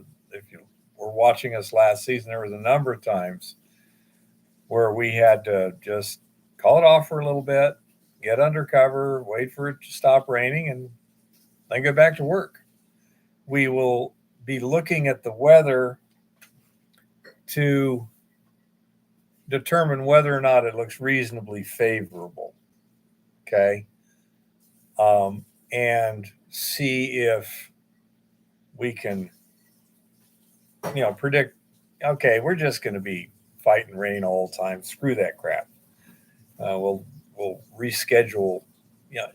It's a fairly dry environment here, so you usually don't have to wait too long to get a 3-day window with decent weather. And by decent, I mean not incredibly cold, like sub-freezing, not extremely windy.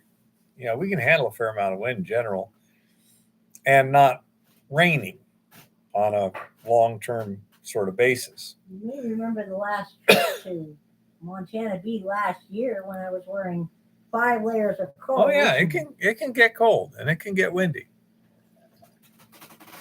which is especially difficult for Eva at Montana Bee, where she's sitting on the side of a mountain, relatively exposed, just waiting for me to ask her to hoist or lower the carriage with the ore buckets on it.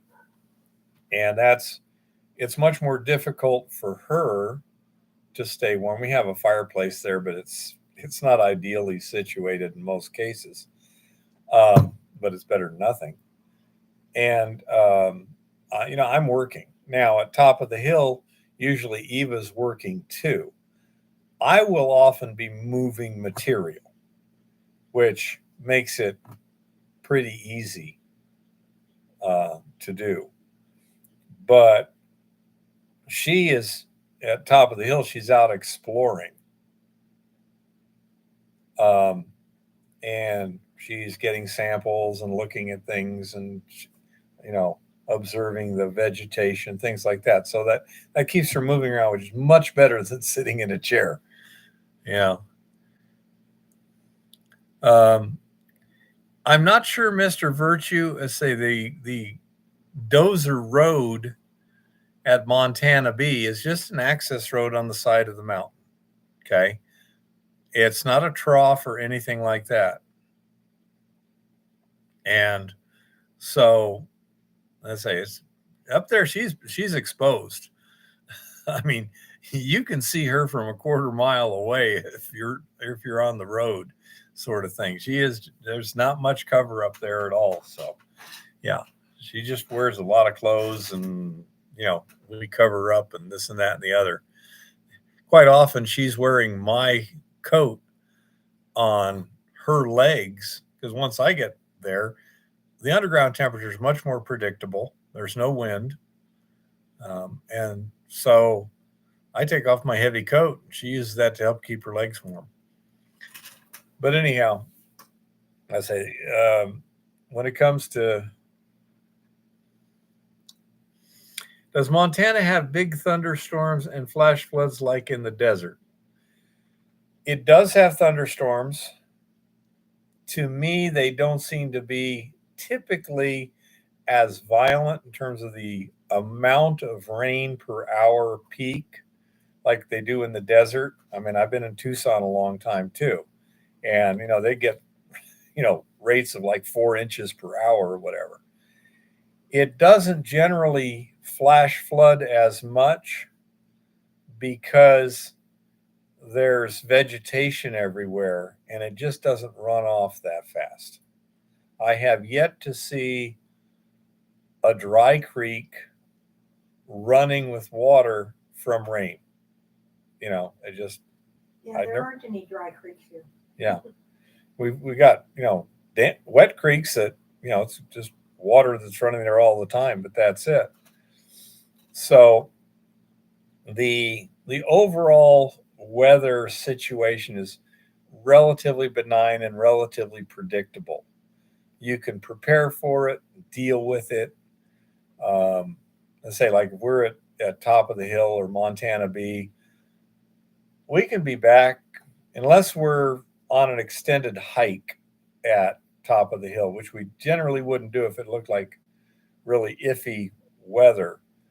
If we're out there staking a claim or something like that, where it might be hours before we get back, that's a different situation. We're not going to do that if it looks like there's going to be thunderstorms. Several hours to go 600 feet. Yeah.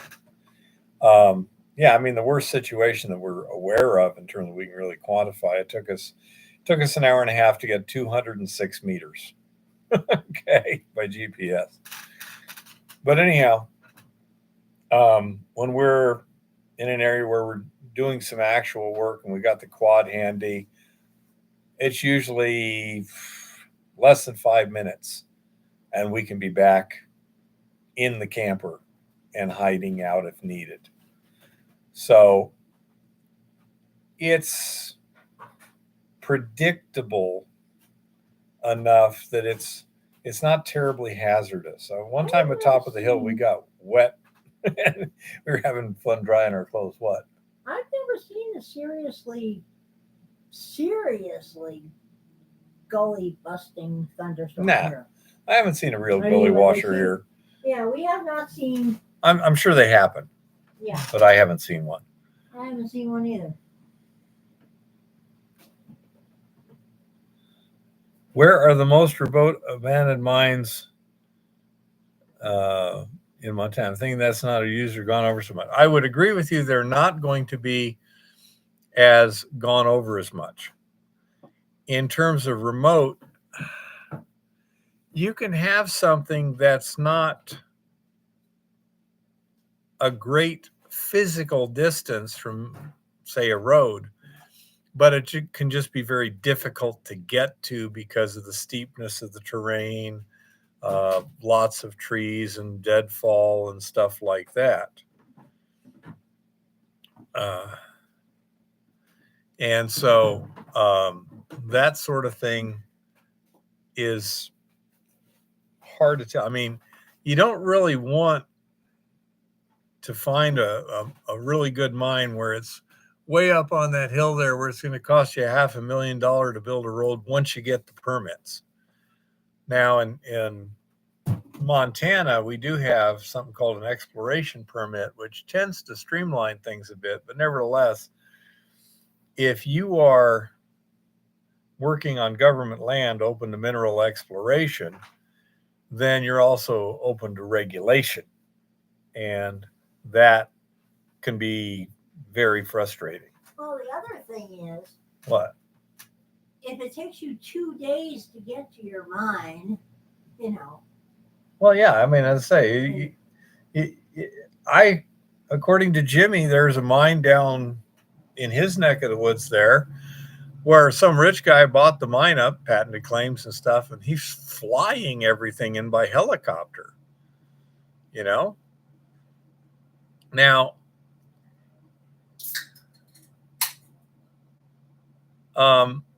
in terms of core drilling, in certain situations, that makes a lot of sense, Ricky. However, so far, we have not found a situation where the acquisition or utilization of a core drill seems indicated. As I say, that's one of those things that it would depend on a particular situation. For example, if at top of the hill, it turns out we've got flat lying or relatively flat lying formations that have, rich veins in it. Well, then that's the kind of stuff where a drill would make a lot of sense. But, like there's one mine in that area where the tunnel is 500 feet below the ground surface. I mean, we know that from old maps and stuff. We're unsure as to what the orientation of the structure is. Is it this or this? Doesn't say in the literature. To drill a 500-foot hole with a drill, and let's just go recirculation. Okay. You're talking $10,000-$20,000 easy, excluding mobilization. I broke a face. So you're going to need to have a real valuable reason for employing that. In the smaller distances, if you want to see what's 5 feet down in that rock, if you can get the permit, an excavator does a fine job. You're going to see a lot more of the structure if you're trenching than if you're drilling. Let's suppose you're taking a 2-inch core drill where you're seeing this much of the rock. That's it. Polka says hi. If you're trenching, first of all, it's, this wide to begin with, and however much deep, and you got a complete face on each side to look at, plus potentially the bottom. So trenching is generally mechanically cheaper and gives you a lot more information. However, it won't go nearly as deep. Plus, an excavator can easily get to a location that a truck-mounted drill is going to have a tough time, and many excavators nowadays are pretty inexpensive. So for near surface stuff, a lot of times trenching makes a lot more sense than drilling, especially as it also allows the easy mining of a bulk sample or something.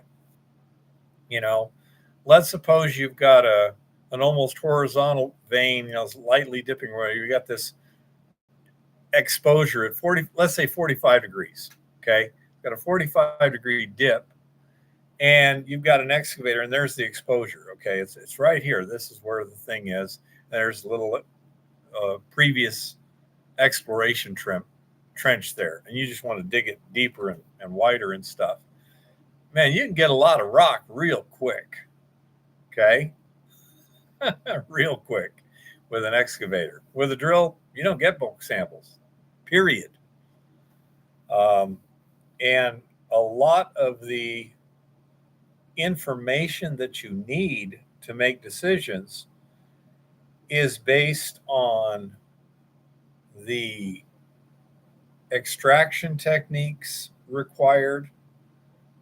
What do you do to it? How good a recovery do you get? How much does that cost? Which is much better served by bulk sampling than by laboratory sampling. A 1 kilogram sample from a core or something like that.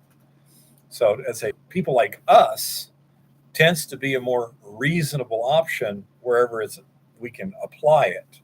For example, if you're on a patented claim, and some of the stuff up near top of the hill, they're patented claims we can work on, and so that would be, I don't know if there's really hardly any permitting required to get an excavator up there, and especially if it's already previously disturbed ground. Haven't looked into the detail yet. We try and keep a low profile until we have to stick our head up. Okay. When you don't know how many bullets are going to be flying if you stick your head up, you don't do it unless you need to, right, honey bunny? So, what? Krisha had a baby. Oh, somebody had a baby. But anyhow, these are the sort of thing. On the other hand, if you got a large volume of rock that you need to get some good kind of an idea about, especially if you're looking for more like a bulk tonnage operation, then drills make a lot of sense. You can go deep, real deep, at basically the same cost per foot as shallow. You can't do that with an excavator. Okay. Your reclamation is a lot less, and you just space your holes. And just, I say, this big mining companies do that all the time for that reason, because they don't care about something small. That's not important to them. They want something big. Something big, drills make more sense in general. So that's kind of the trade-offs. Right now, we're in the hand mucking category right now, where we're taking samples by hand. It's extremely inexpensive, doesn't require permitting, and allows you to get some reasonable sized bulk samples for analysis pretty easily. Now, if, for example, we were to go up to one of the patented claims near top of the hill, do some research, do some exploration, and found something, we'd probably move in an excavator first. Now, in terms of underground, here's one of the difficulties of underground, Ricky. Let's suppose you've got a vein here, and they've got a tunnel along the vein here. Okay. Where do you drill from to find out about the vein? If you drill this way, you don't know what's happening. Well, it's hard to do. Did you get your drill bit lined up like that? And even if you did, what's the width?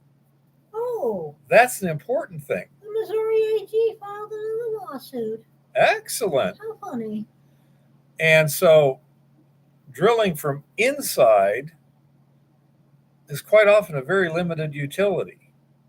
If you have a parallel working or something where you can drill, sideways into this, you can go roughly perpendicular. That'll give you a lot more information. It'll give you the width and kind of details on what the structure is like.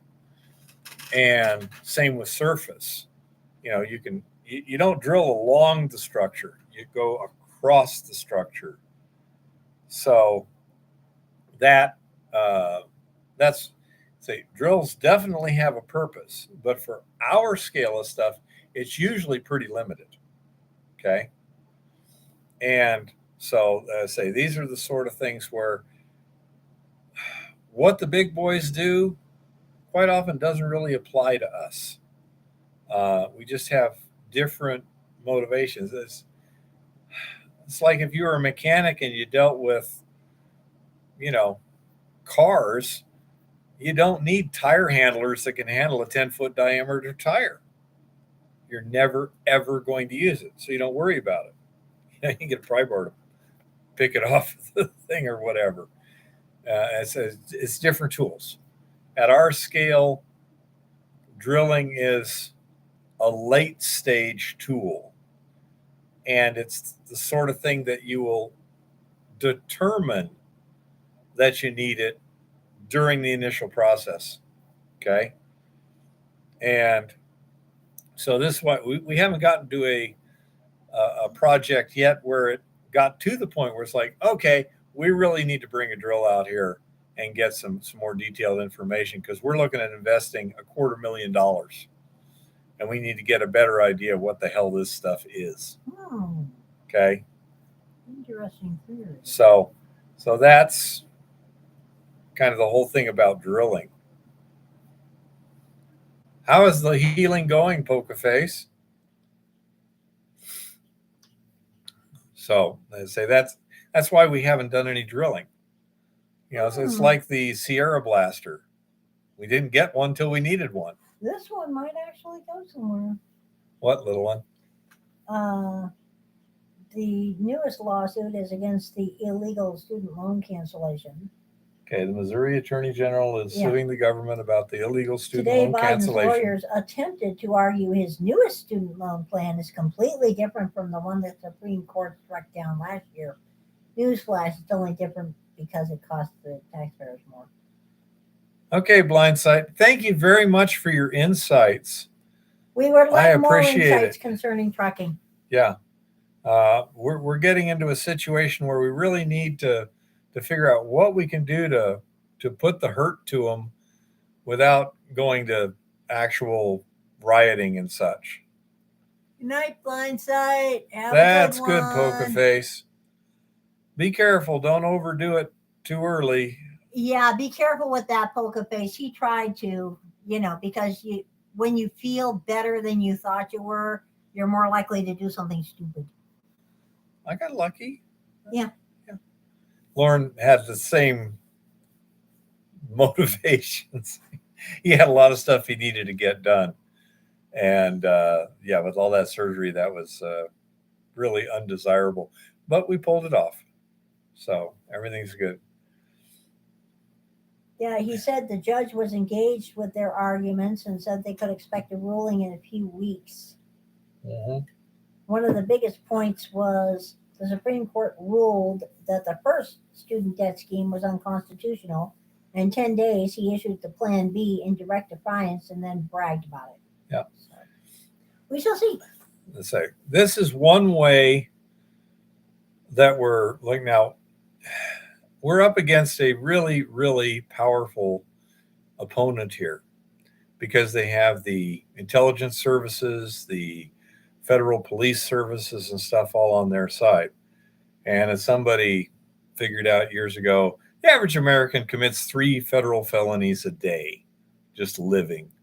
Without most of them, they don't even know they did anything wrong.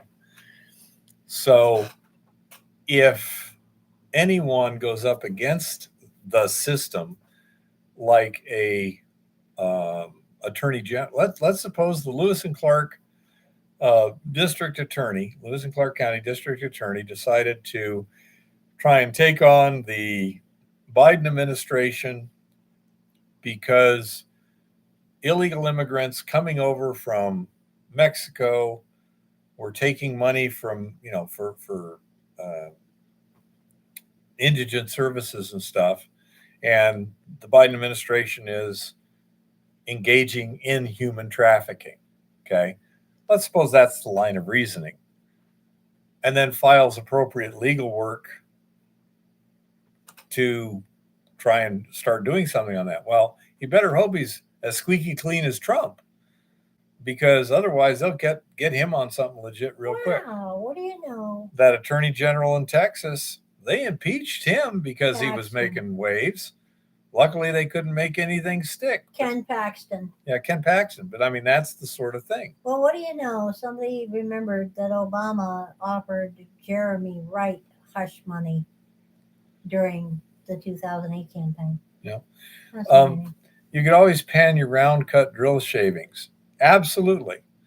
If you are drilling holes for explosives and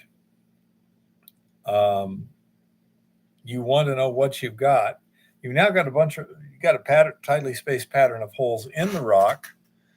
And then you can pan the samples. You can send them off for analysis. At the Picacho mine where I worked and at the Goldfields Mesquite mine, every drill hole, the drill cuttings were split down and sent off. A sample was sent off to the lab. So we had, samples taken from 23-foot drill holes 13 feet apart so that we could do grade control.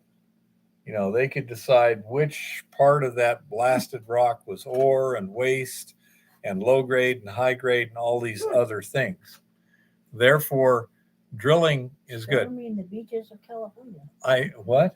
Storming the beaches of California. Oh, the illegals? Yeah. Yep. So you need to look at your particular situation. Panning is good for gold. In the uranium mine I worked, they use radiation probes to get a good idea. All kinds of methodologies. If you are looking at a structure and you can clearly see different zones of that structure, take samples of each, analyze each. It's the kind of grades that we really need to mine it ourselves and make money. If you're looking at gold, you can usually use panning techniques to get you actionable intelligence. It'll tell you what's going on to a good enough quality, And so these are the sort of things. Yeah, if you're going to drill a hole in the first place, can I take a sample? Is that plausible? So that's the sort of thing that you look at. But let's say drilling in terms of exploration, really, in it, you can use the same kind of drill that you would use for blast holes for exploration holes too. Like a jack leg, you can hook a jack leg up to sectional steel and go maybe 20, 30 feet in decent rock. If a drill hole there will give you a good piece of information. I used an air track drill, which in blasting configuration, I was drilling like 3.5-inch holes. And for long hole, it was more like 1.25 holes, 1.5 holes, something like that.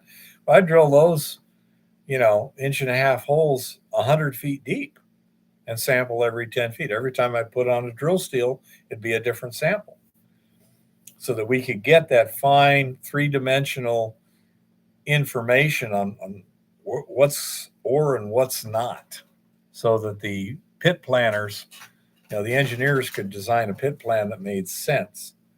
Oh, and by the way, the geostatistical programs that design the pit from the raw information you put in have been built by people with years of experience and lots of different situations, and you change the parameters at your peril.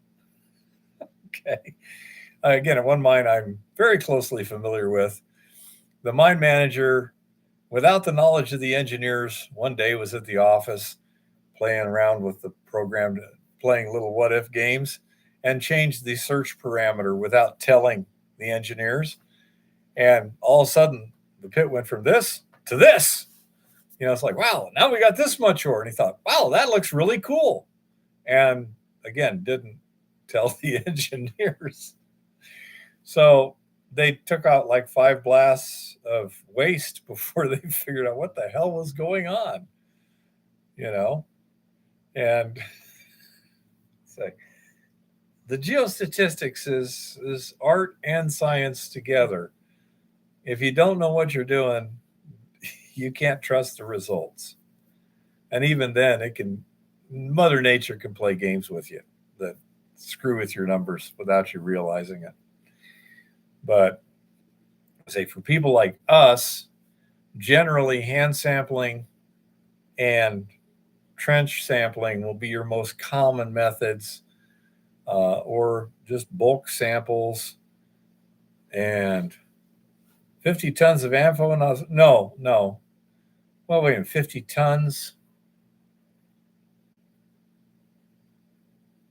Yeah, somewhere around there, honey bunny.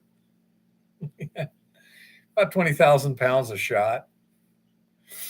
So, anyhow, the other thing is actual small scale mining, whether it be with an excavator, demolition hammer, whatever. Like what we're doing at Montana B is essentially bulk sampling at the same time we're improving the access.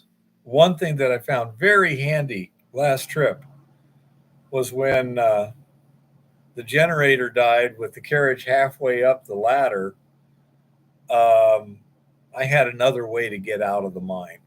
I didn't have to figure out how to get over the carriage and out and like that. That could be very difficult. But now that I got the breakthrough, one of the first things I did was I opened up the other decline.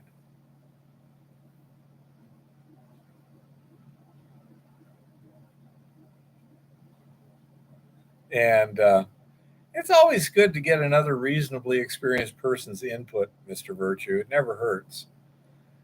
But it came in real handy, what was it, twice last trip? Yeah. That I had another method of egress. It's like, okay, I'll just have to go out this way again. Oh, I got to look at a new generator too. That's right. Yeah. How are we going to be able to do anything if we go out in the field? Well, on top of the hill is not a problem. That's exploration work. We still got that one. Thank you, Ricky. That one claim there that we now have access to. Yeah, that's true. We got to look that over, and that's on Hillside. Don't know. Doesn't look any steeper than the rest of the stuff in that area, so it shouldn't be too much of a problem. But yeah, we got a fair amount of walking around, and we'll have to put samples in backpacks, I'm thinking. It's we got at least a day's work just moseying all over that, taking some samples and getting some locations and stuff like that. But yeah,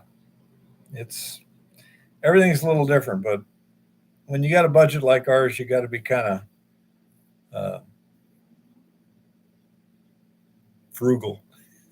I mean, Rock Butcher was talking about, he had a video where they were sampling a pegmatite outcropping. So first thing they did was they came in there with a pressure washer in the middle of wherever and cleaned the rock down to a bare, clean surface. Then they came in with a diamond saw and cut 2 parallel slits in the rock so they could break off a channel sample. Dude, it'd be nice. My budget doesn't handle that, and neither does my back. So as I say, it's nice to do it right, but for some reason my life rarely contains that option. Don't know why. but it does make life interesting.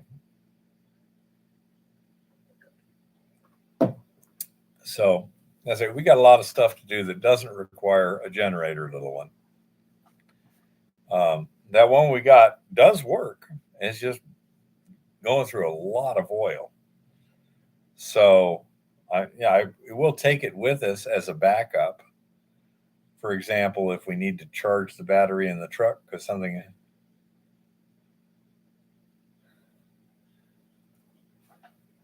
Abby Luck, Keith. I'm not sure what that refers to, Mr. Virtue. ABY Luck. My brain's not clicking on that one. I guess any luck, Keith. I got lots of interesting stuff to do, Mr. Virtue. I think that sluice is working out real well. Yeah. As long as we stay in free milling material that's got decent free mill, that sluice was working better than I anticipated. Thank you, Mr. Virtue. Yeah, I was shocked at how well that sluice appears to be working, because the gold recovered in the sluice follows the exact pattern you would expect to see if it's doing its job very well, all the way down to 500 mesh. Yep, I understand, honey bunny. Thank you. So that part was working pretty good. Say I was absolutely shocked. What?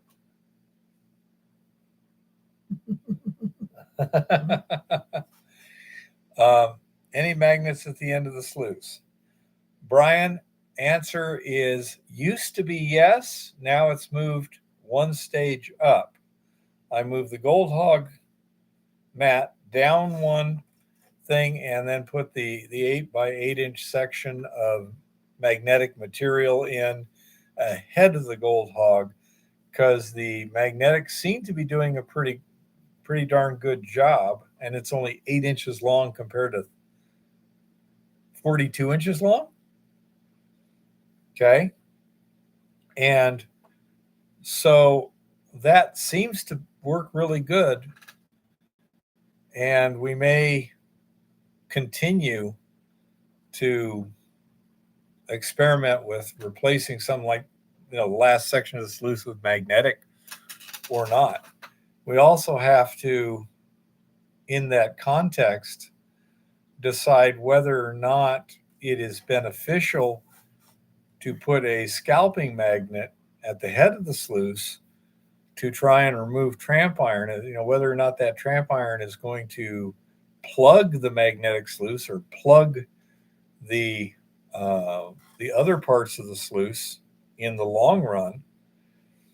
And finally people are not thoroughly at this point, honey bunny. I did notice that my impact mill has a much lower percentage of tramp iron than the Stutenroth mill, which makes sense since mine's specifically designed to focus the wear on a very small area of the mill itself, which allows it to be hard faced. So I would anticipate the total amount of steel being ground up to be substantially less for the same amount of ore, and that does seem to be the case. The Bob mill seems to be working fine. I'm also pleased that it can blow the ore up about 8 feet or so to the dust collector without a problem. It seems to work just fine. So that's good. So we're making some progress on the milling research in terms of going from a pure leaching circuit to, just a minute, what? That's not good. The unrealized losses are starting to hit. Ouch. And so the idea of going to a hybrid mill where you have a gravity and a leaching circuit, the research on that seems to be going quite well, specifically with the gravity circuit. But we're still early in that research to find out what amount of gold we're getting overall. Again, it comes down to grade too. I mean, if we're doing a wonderful job in terms of recovery, but there's just not that much gold there, it's not going to make money. But as soon as you get something that does have the gold, you got all your tools, ready to go. Uh, Part of the operation seems to be going pretty well. I'll say we're going to dump the tank tomorrow and start refilling it. And that's an operation that one has to be careful because of the wind. When that tank's empty, it has a lot of sail area. So we have to be ready to refill it. And depending on the direction of the wind, we might even want to park the van and run a strap to the van and tension it so that it can't shift without a problem. So that's and that's another possibility too, Brian. I say we shall see as time goes on, because that's going to help with the Eco Goldex too.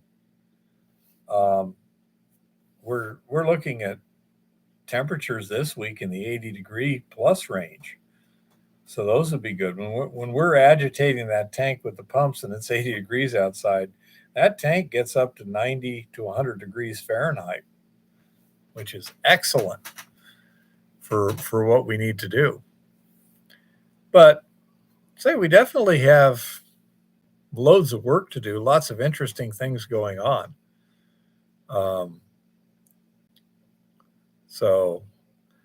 Well, not only to prevent evaporative cooling, but it'll also allow the visible light to go in and then turn to infrared and kind of be reflected back. I'm not sure what the optimal plastic is for that, but I'm sure somebody does. And say that could be highly useful. We got loads of stuff to do this summer. We've got a lot of stuff to do, and that excludes Armageddon, which is likely to take up a fair amount of time dealing with also. So we shall see what we shall see. Oh man! But we have some fun stuff lined up, and it's going to be a wide spread of things. I'd say we're looking at Montana Bee, top of the hill, the leaching circuit, etc. And we got lots of fun. Eva's got fun stuff to do in the lab. Brian's been giving us information and on the glycine, so we're going to be doing some tests on that. We got potentially a number of different ore bodies to look at. We got some excitement to do. Okay, everybody. Does anyone have any other subjects or questions or anything? It's been 3 hours, so we shall see what we shall see next week. But thank you, Gary. Thank you for good questions. Rats, we have been unable to catch one yet. The property owner has a large trap more suitable for raccoons, and he wanted me to utilize that. Well, it's not working. The critters, whatever they are, presumably rats, are able to steal the bait without tripping. Burping, we haven't put any more of the poison out. We'd like to catch them and kill them and remove the carcass, But anyhow, that's kind of the rat situation. I wish someone had the standard little live catch trap like this. I may just go out and get a non-live catch trap too. I'm perfectly happy with those as long as they work. Yeah, let me put that down. I'll just get a cheap rat trap.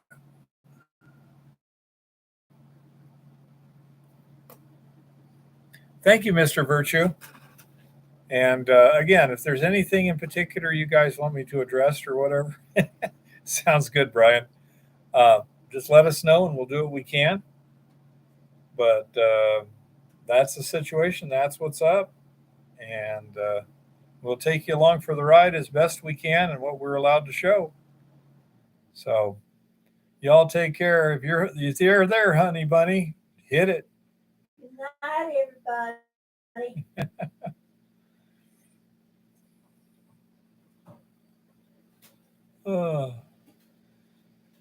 Do your thing, honey bunny. Happy prospecting and keep it safe out there, everybody. Thank you for showing up. Take care and good luck to us all. End stream. End.